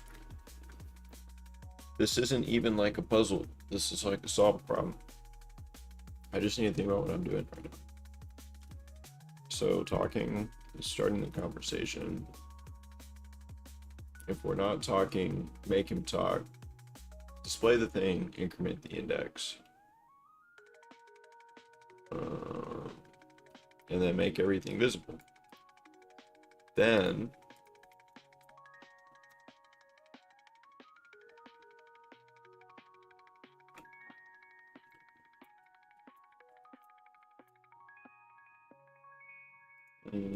what if we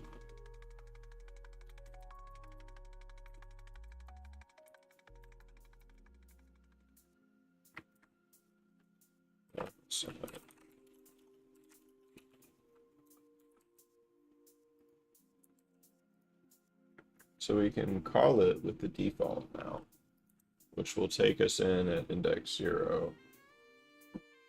And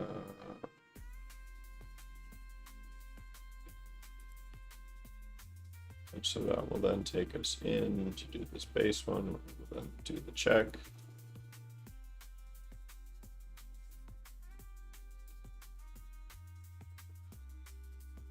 And so then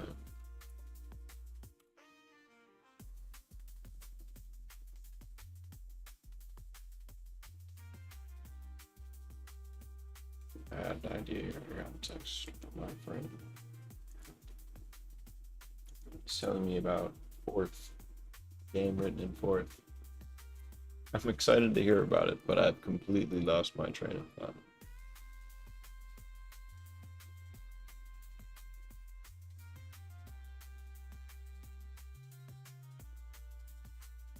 So if we're not talking, dialogue 0.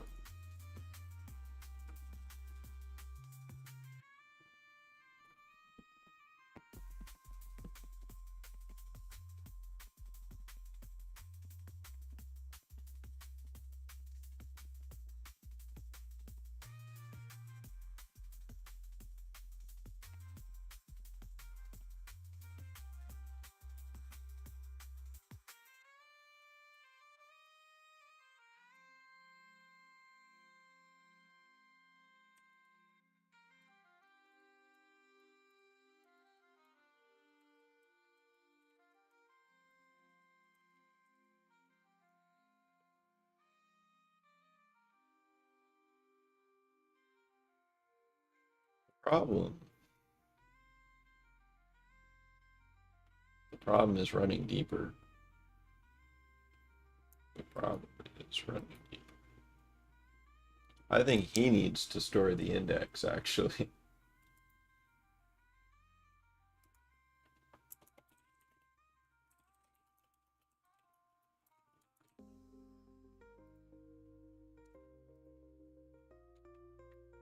Because yeah, then we can just say index.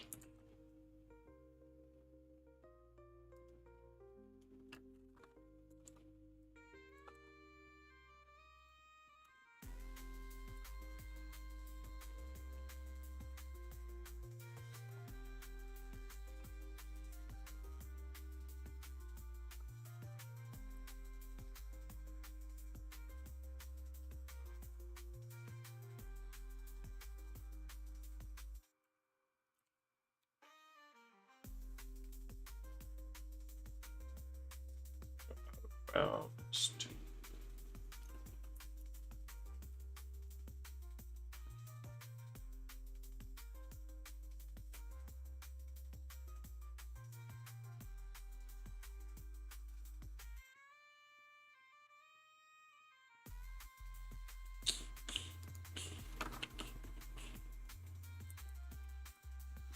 Oh man. Oh, gotta head out. Thank you very much, man. Appreciate you for popping out tonight. It was very cool to get some of your ideas, some of your thoughts on the state of things.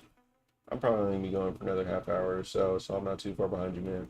Take it easy. Have a nice night, and I will catch you on the next stream, bro.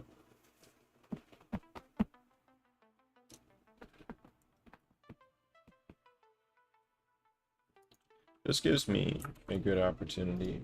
Give me just a moment to go fill my water team. While I do that, I'm gonna think about this because I'm really frustrated that I'm so stuck on this right now. I'll be right back. Take it easy, guys.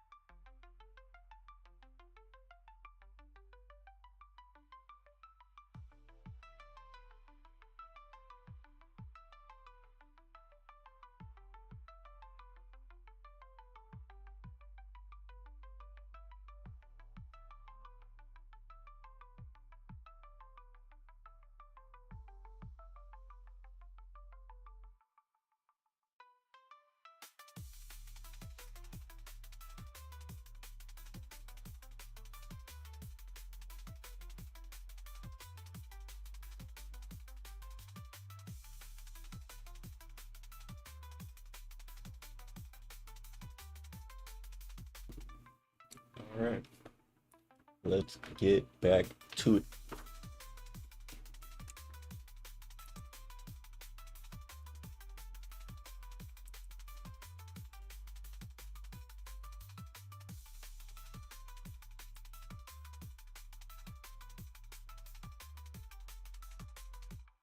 So I didn't have any breakthroughs.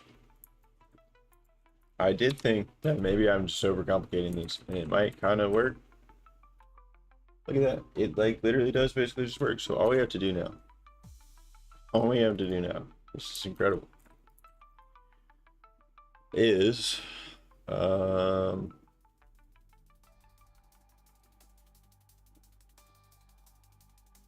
so let's print length of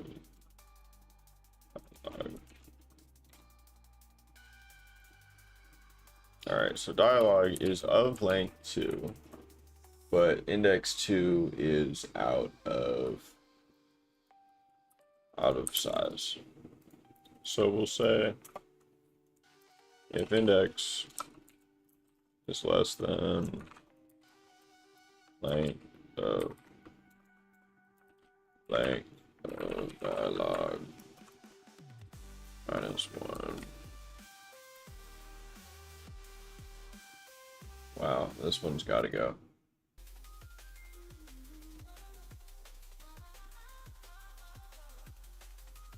Else, UI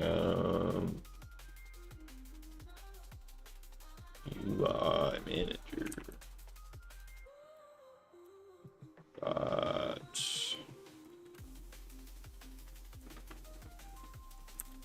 end the dialogue.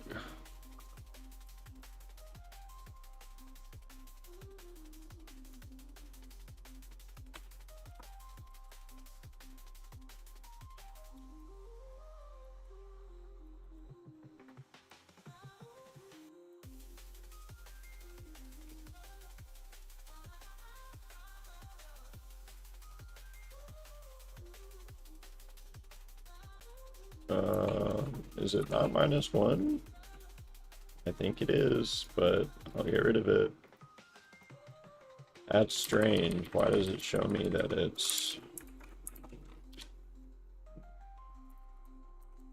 Yeah, okay. That's fine. Okay, so that's actually a good design question. Should dialogue repeat by default, or should they just keep saying the last thing that they said? I've seen both things done. Ideally, we'll have branching trees once you have one conversation. We can do it nested. So imagine we have an array full of string arrays, and so those conversations are going to be embedded inside a longer tree of conversations. So as you have conversations, you'll move on. But for the time being, I guess, I don't know the best way to handle the defaults. I think this is like fine for now.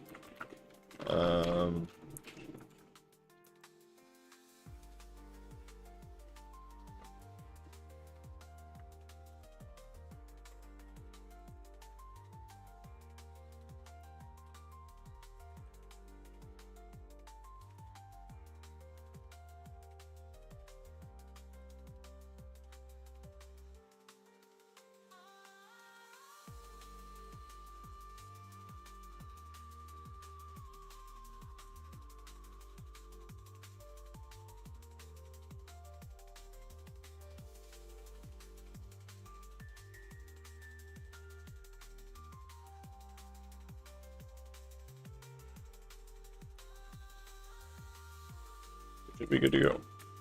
Yeah. Oh.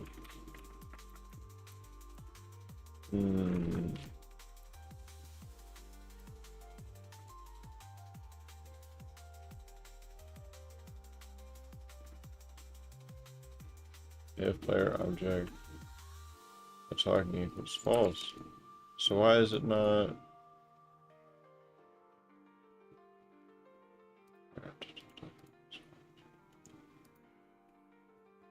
So why is that not working? I think saying the last thing probably the best. The player knows combos over. Just like talking to NPC dialogue or sorts. No, totally fair. Totally fair. I think I kind of feel the same way. I wasn't really sure. But I do kind of agree. Examples that stood out in my mind for how to do this were conversations where it's just kind of repeating the end of it. And you're like, oh, there's nothing left for me to do here. I'm wasting my time.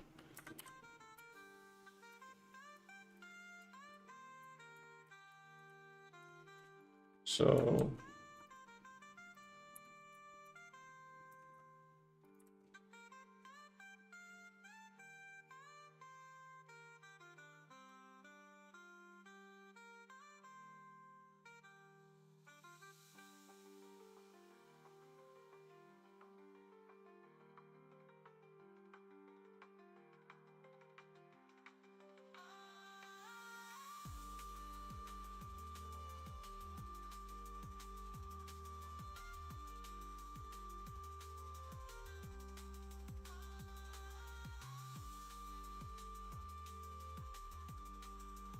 perfect views.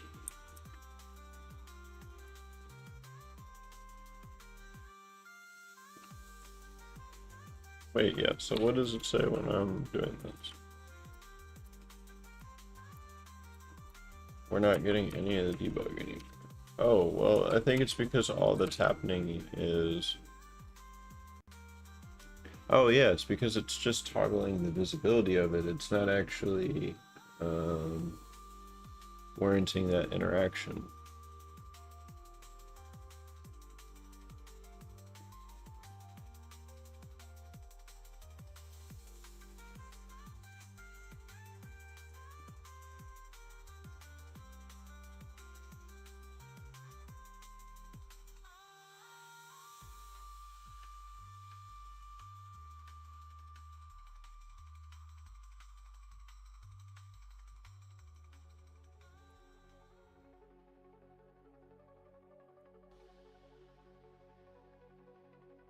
Let's just try, this is a weird sanity check, but I am just curious. It doesn't matter. What's allowing the player to keep moving? This is the reason why we need state machines, friends.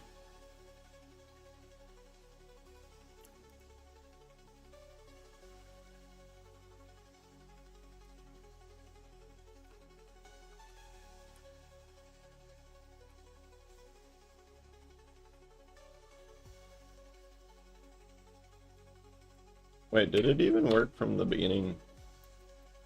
Yes.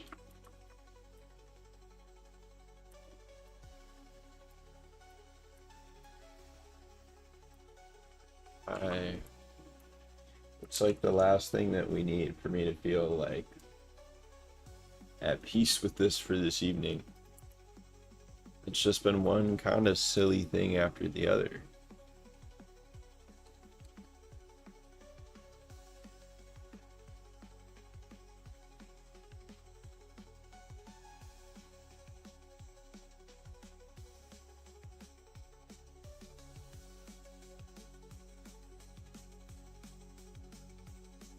Oh, so we just need to do a hard-coded player object. We don't have access to the player object here.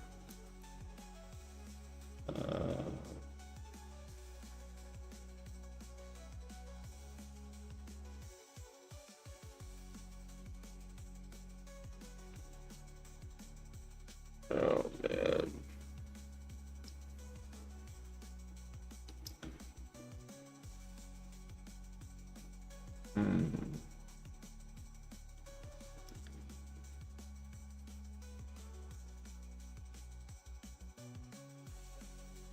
Once again, I put myself in a box.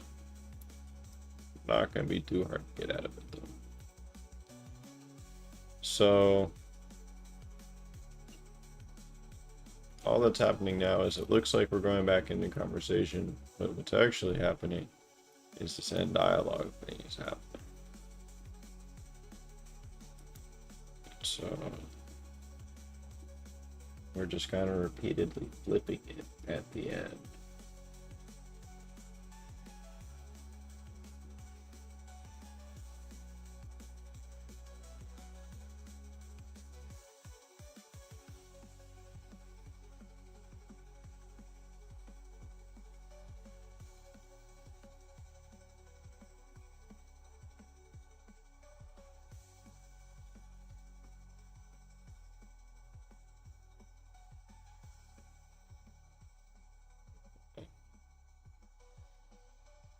We do something like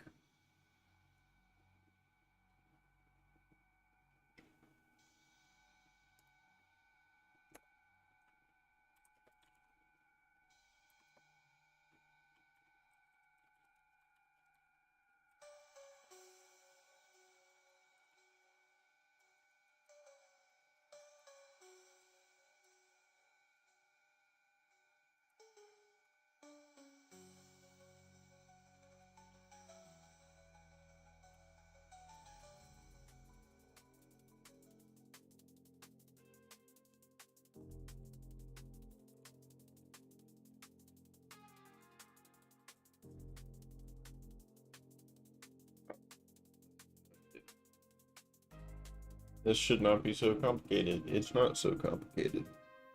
I'm just getting tired. I do this at the end of every stream. I start making really simple things look difficult. I think the simplest way to do this would just be to associate the talking state of the player to the visibility of the dialogue.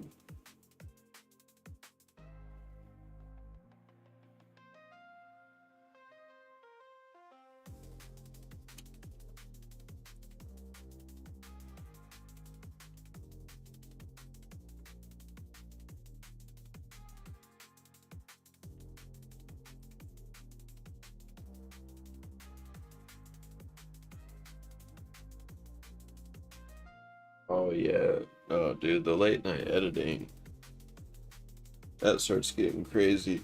I either start believing in myself like way too much, and I think that I've done something like crazy, and then I wake up the next morning and I'm like, dude, this is garbage. Or I'm like, just snoozing, getting nothing. But yeah, no, it happens fast. It's great. It's great.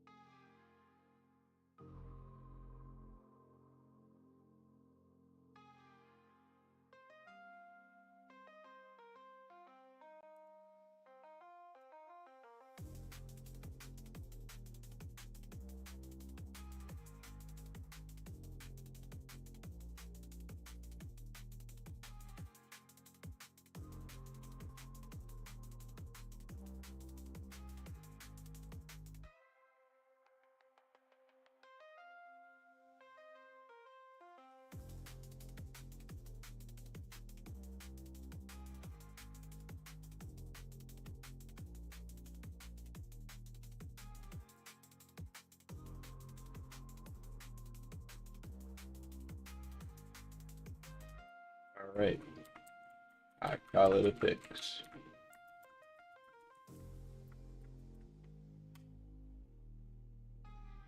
Truthfully, trying to get back on YouTube, get some voice acting. Yeah, that's the vibe that I was kind of getting. I think it's a great gig, man. It gives you an opportunity and outlet for your craft while you don't have like a job.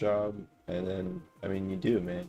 You have a great community already, and I think that you'll just be able to continue to keep growing it, keep putting yourself out there. Oh man,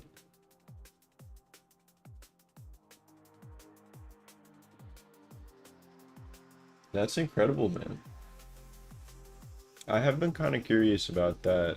So your channel is definitely some size larger than mine, right? Around how many subs do you think that I could get in touch with like very small brands? I'm talking like small companies that make like weird hardware. I'm just trying to figure out like that angle for the future of things. Like when were you able to start being like, okay, I think I'm taking this seriously enough to start like reaching out?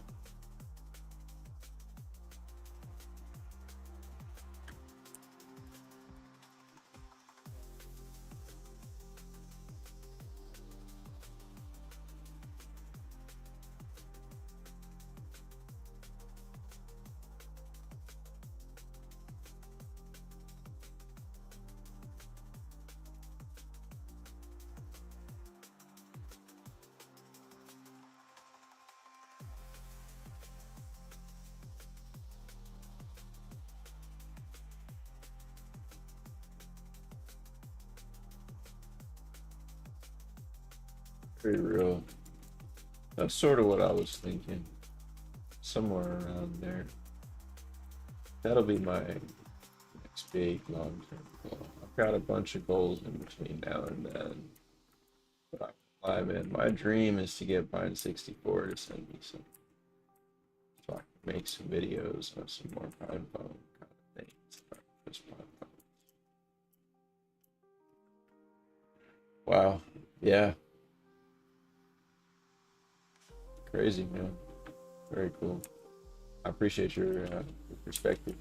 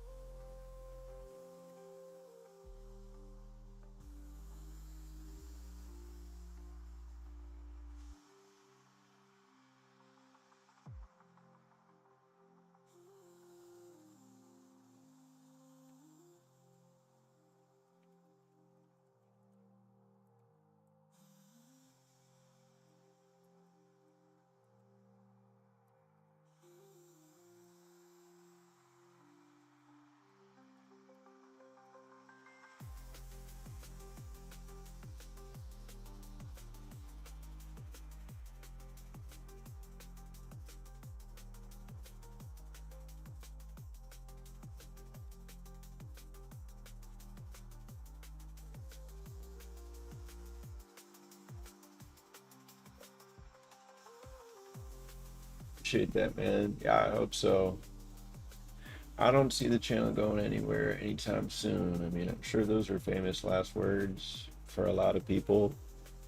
But, I mean, truth be told, when we started talking about this, man, this was kind of just the green light I've been waiting for a long time.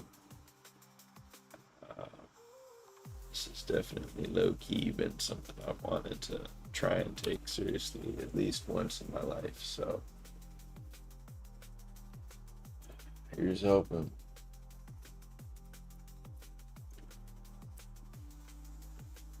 Okay, so that's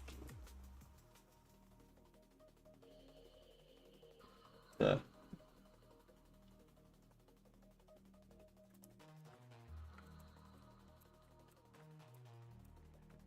some basic dialogue.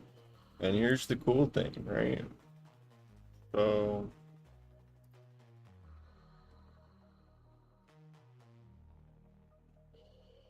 now we have to figure out how we're gonna pass the well, actually here. Whoa, wrong one.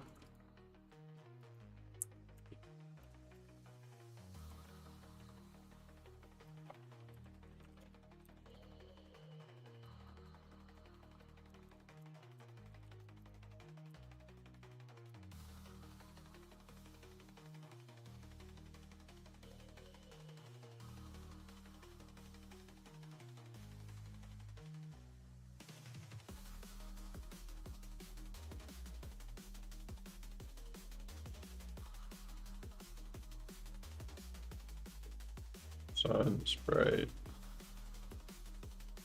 Okay.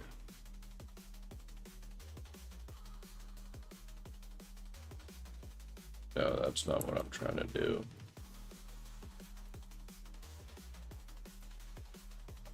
We want a texture. Quick load. We want cone. And then in the script, what we want to do is we want to set the well, and then I guess we do want for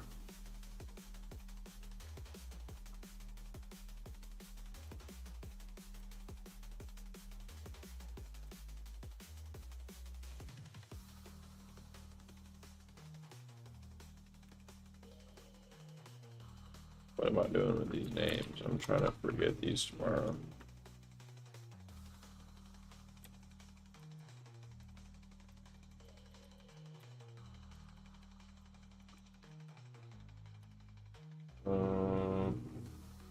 Fingernail should be a grown turn, that's it. No one else will speak, bro. Recognize how serious and quiet he is. He just goes, hmm. Yeah, I like that. I like that. I don't know if you played Hollow Knight, but that's definitely a trope, at least in the first game. Kind of silent, strong type. Uh, it's not just a Hollow Knight thing. I mean, that's Tales all this time. I think it's fun. I think it's good. I think it's pretty true a lot of the time.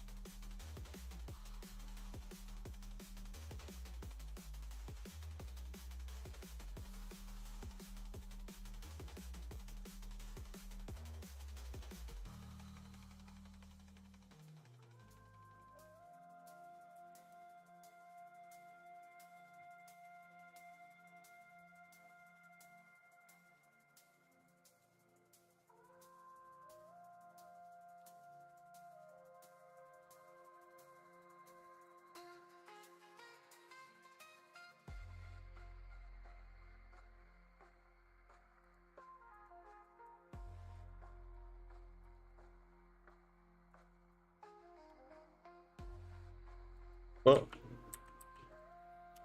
that's not right. Oh, that's why. All right, here we go. Here we go. Check it out. Check it out. Boom. He's back.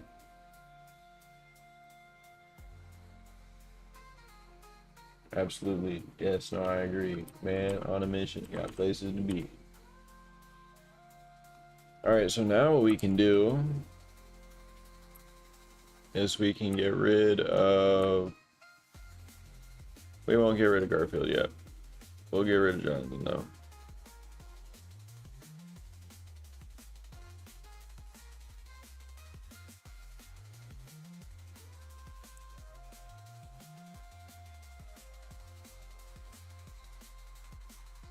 And we can just load a new texture for John Gnome.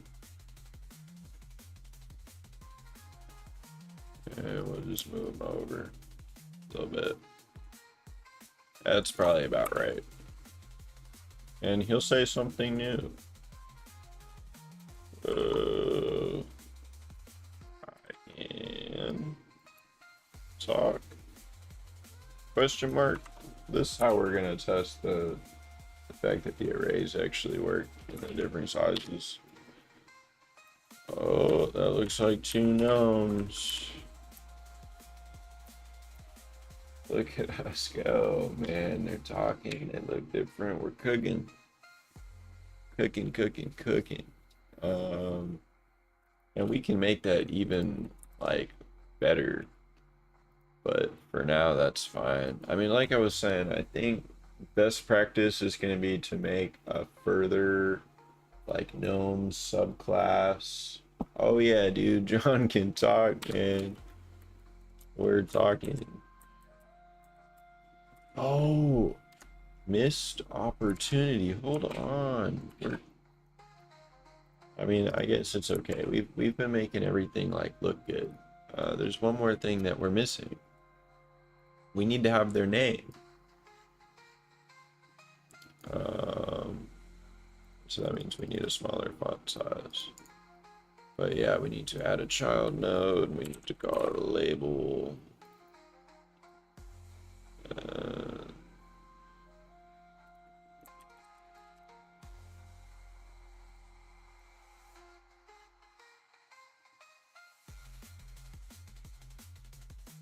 Just in case we got some crazy long names, we'll put it all the way out there. And we'll do that. Yeah, that's fine. That's fine.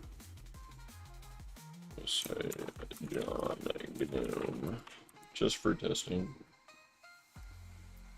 Oh, we can actually bring this up a little bit. Okay. And so we can just add export var name, and it'll just be a string. And we'll call it placeholder. We'll say fish. So if we don't give someone a name, the conversations aren't gonna break.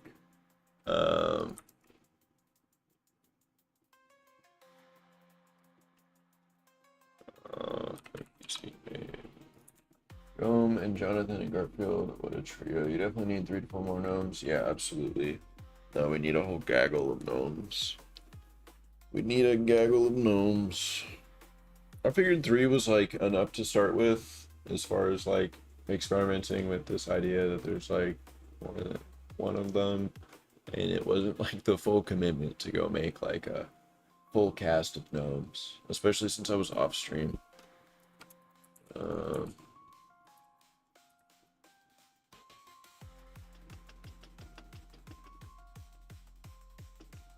We have to make one change to the dialogue function.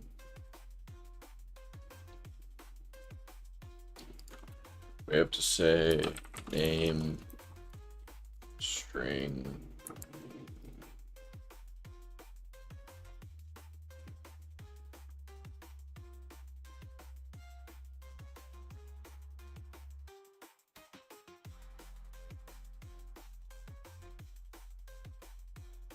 talk underscore name to label.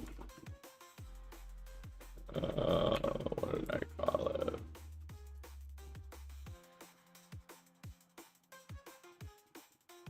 Label 2. Awesome.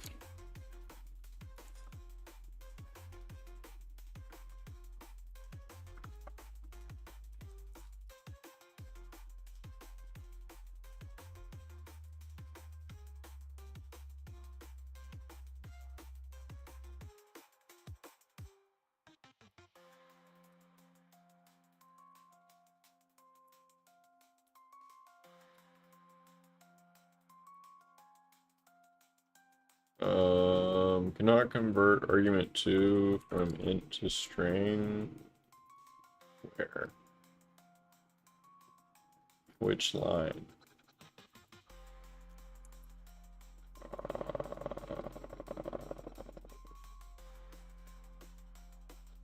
Oh.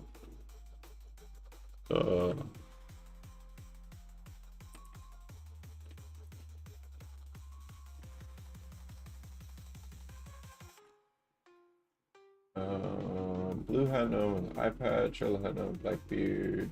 Exactly. That's the thought process. Just a little rotating. Rotating stuff. So which default did I set? Oh, here. And so now we should be able to just go into the map. And this one's going.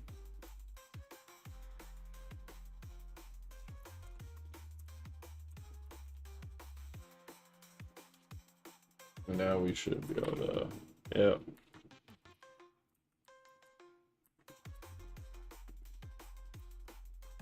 Cool. Looks like dialogue. Neat. Definitely a W stream. Seems like big progress. Yeah, I gotta be so honest with you, man. I didn't think that I was gonna just like kind of sit down and get this done. I don't know why. I mean, I don't know. That's just kind of like a thing I gotta get better about. I just gotta believe in myself. That's like being so dramatic and dodging the actual point of the problem. But one of these days I'll realize that I've been doing this for more than like a day.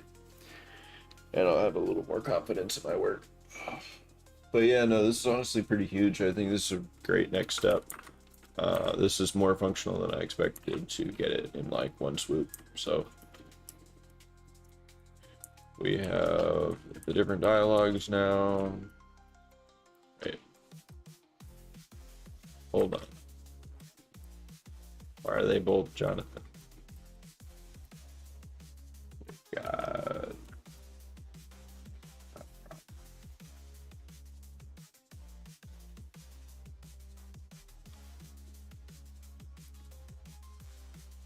Oh, you know what this is? This is revealing the problem. Oh, interesting. So,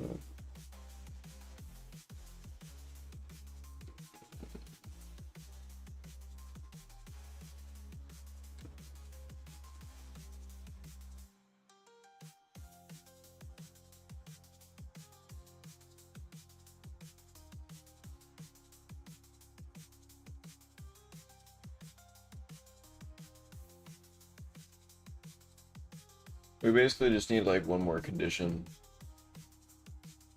where we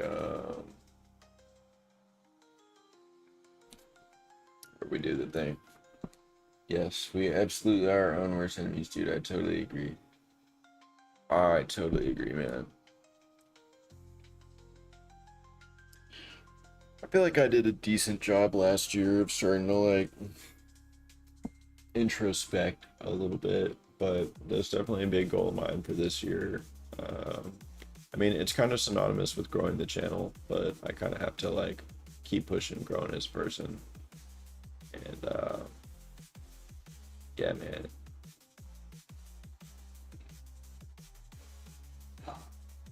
We're gonna make some cool games though. That's my biggest goal. Make some cool games and keep talking about Linux. I'm stoked for the ThinkPad video this week. Anyone watching right now, if you like Linux, I like the video that's coming out later this week. If you don't, if you're just waiting on a Godot video, there's gonna be one of those too. But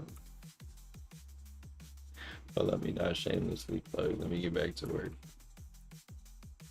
So another thing that we can now do is we can actually pass unique portraits.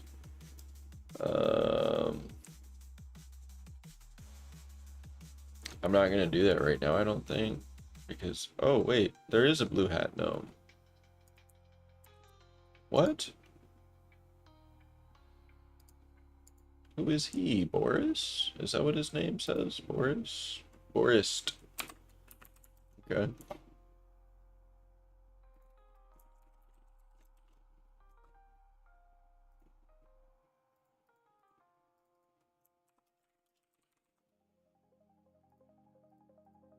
We got an extra gnome. That's what I'm talking about.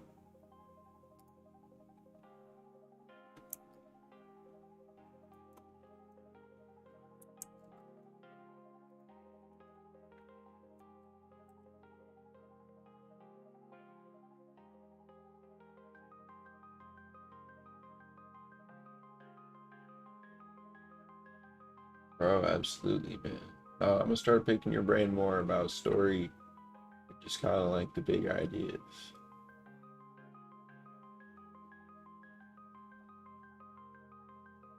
It's a bummer about your ThinkPad. I'm sorry to hear that.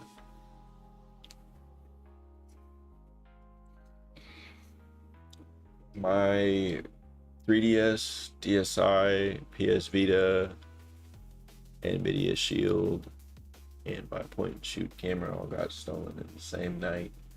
I know the pain. My laptop was the only thing they didn't take. That was a long time ago. Well over 10 years ago. Secret hidden gnome is here, man. This is great. This is huge. I didn't expect all this.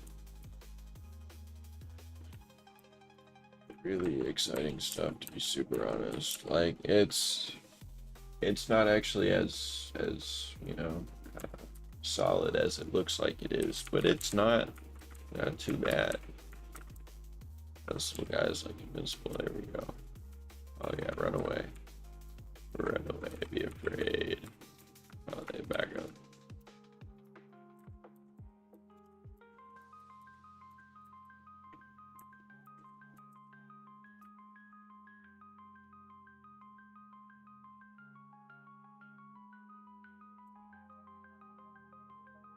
Okay. That's a bummer.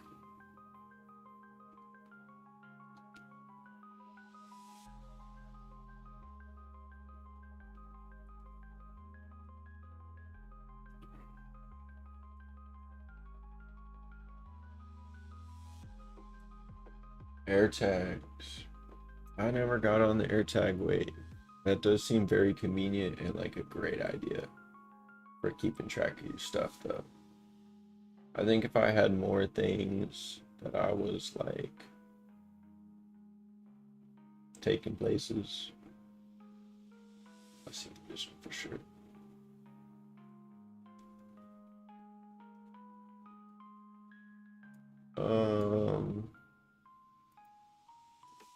Yeah.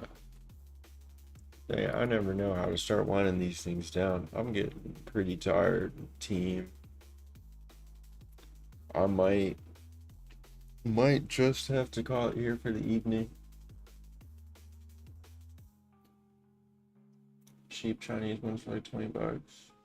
Yeah, let's go to, yeah, I think AirTags, they just do like weird Bluetooth hijacking basically. They use like the Bluetooth off all your stuff to phone home. So it shouldn't be too hard to manufacture, I guess. I didn't realize that there was a cheaper alternative market. That's incredible. Yeah, man, 17 people, gnomes, and dialogue. Thank you, everybody, for sticking around and watching the progress tonight. It's been super, super cool. And, honestly, it was nice to go a little longer than I planned to originally. If you guys are regular supporters of the channel, it is great to see you. Great to have you here tonight. If this is your first time checking out the stream, I guess I would encourage you, but more so I'd ask you very, very nicely to consider checking out some of my other content, and then maybe once you've done that, consider dropping a sub. I am about 3.5, 4 months into the YouTube grind here, having a great time, and stoked to be here, stoked to have you guys here. But yeah, thanks everybody for hanging out tonight while we got some dialogue scaffolded. I can't promise another stream this week. I would like to say that there will be one. I start back in classes tomorrow. And the nice thing about my schedule is I don't have classes on Wednesdays or Fridays. So I think for the first couple weeks of school, I'll be able to kind of fit these in. If you are a regular on the channel as well, keep an eye out for the ThinkPad deep dive. It's gonna be out by Wednesday. PNGs, characters, make a little document. Yeah, absolutely, man. I think that sounds very cool, and I appreciate that very much. I will. I might not do that tonight, but probably in the morning. Maybe not like first thing. Obviously, I don't need to be saying some of this stuff. I'm explaining this stuff all the time. But yeah, I will totally slide those to you, and we can start coordinating on some of this stuff. Absolutely.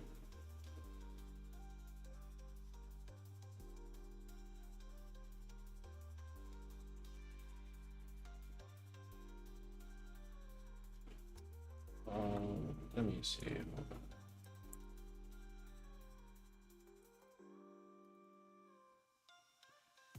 There we go. I'm still here, guys. I'm saying bye. Thanks for another very productive game dev stream, everybody. This was very cool. I think now that we have dialogue kind of stood up on the next one, we can maybe expand on it a little bit more. I know we talked a little bit about maybe starting to think about what the UI might look like. We'll need to start doing some animations soon. Need to make combat actually like combat even mildly interesting. There is still so much left. We have endless amounts of things to do, and I'm very excited to get to all of it. But yeah, thanks for stopping by, guys. See you next time.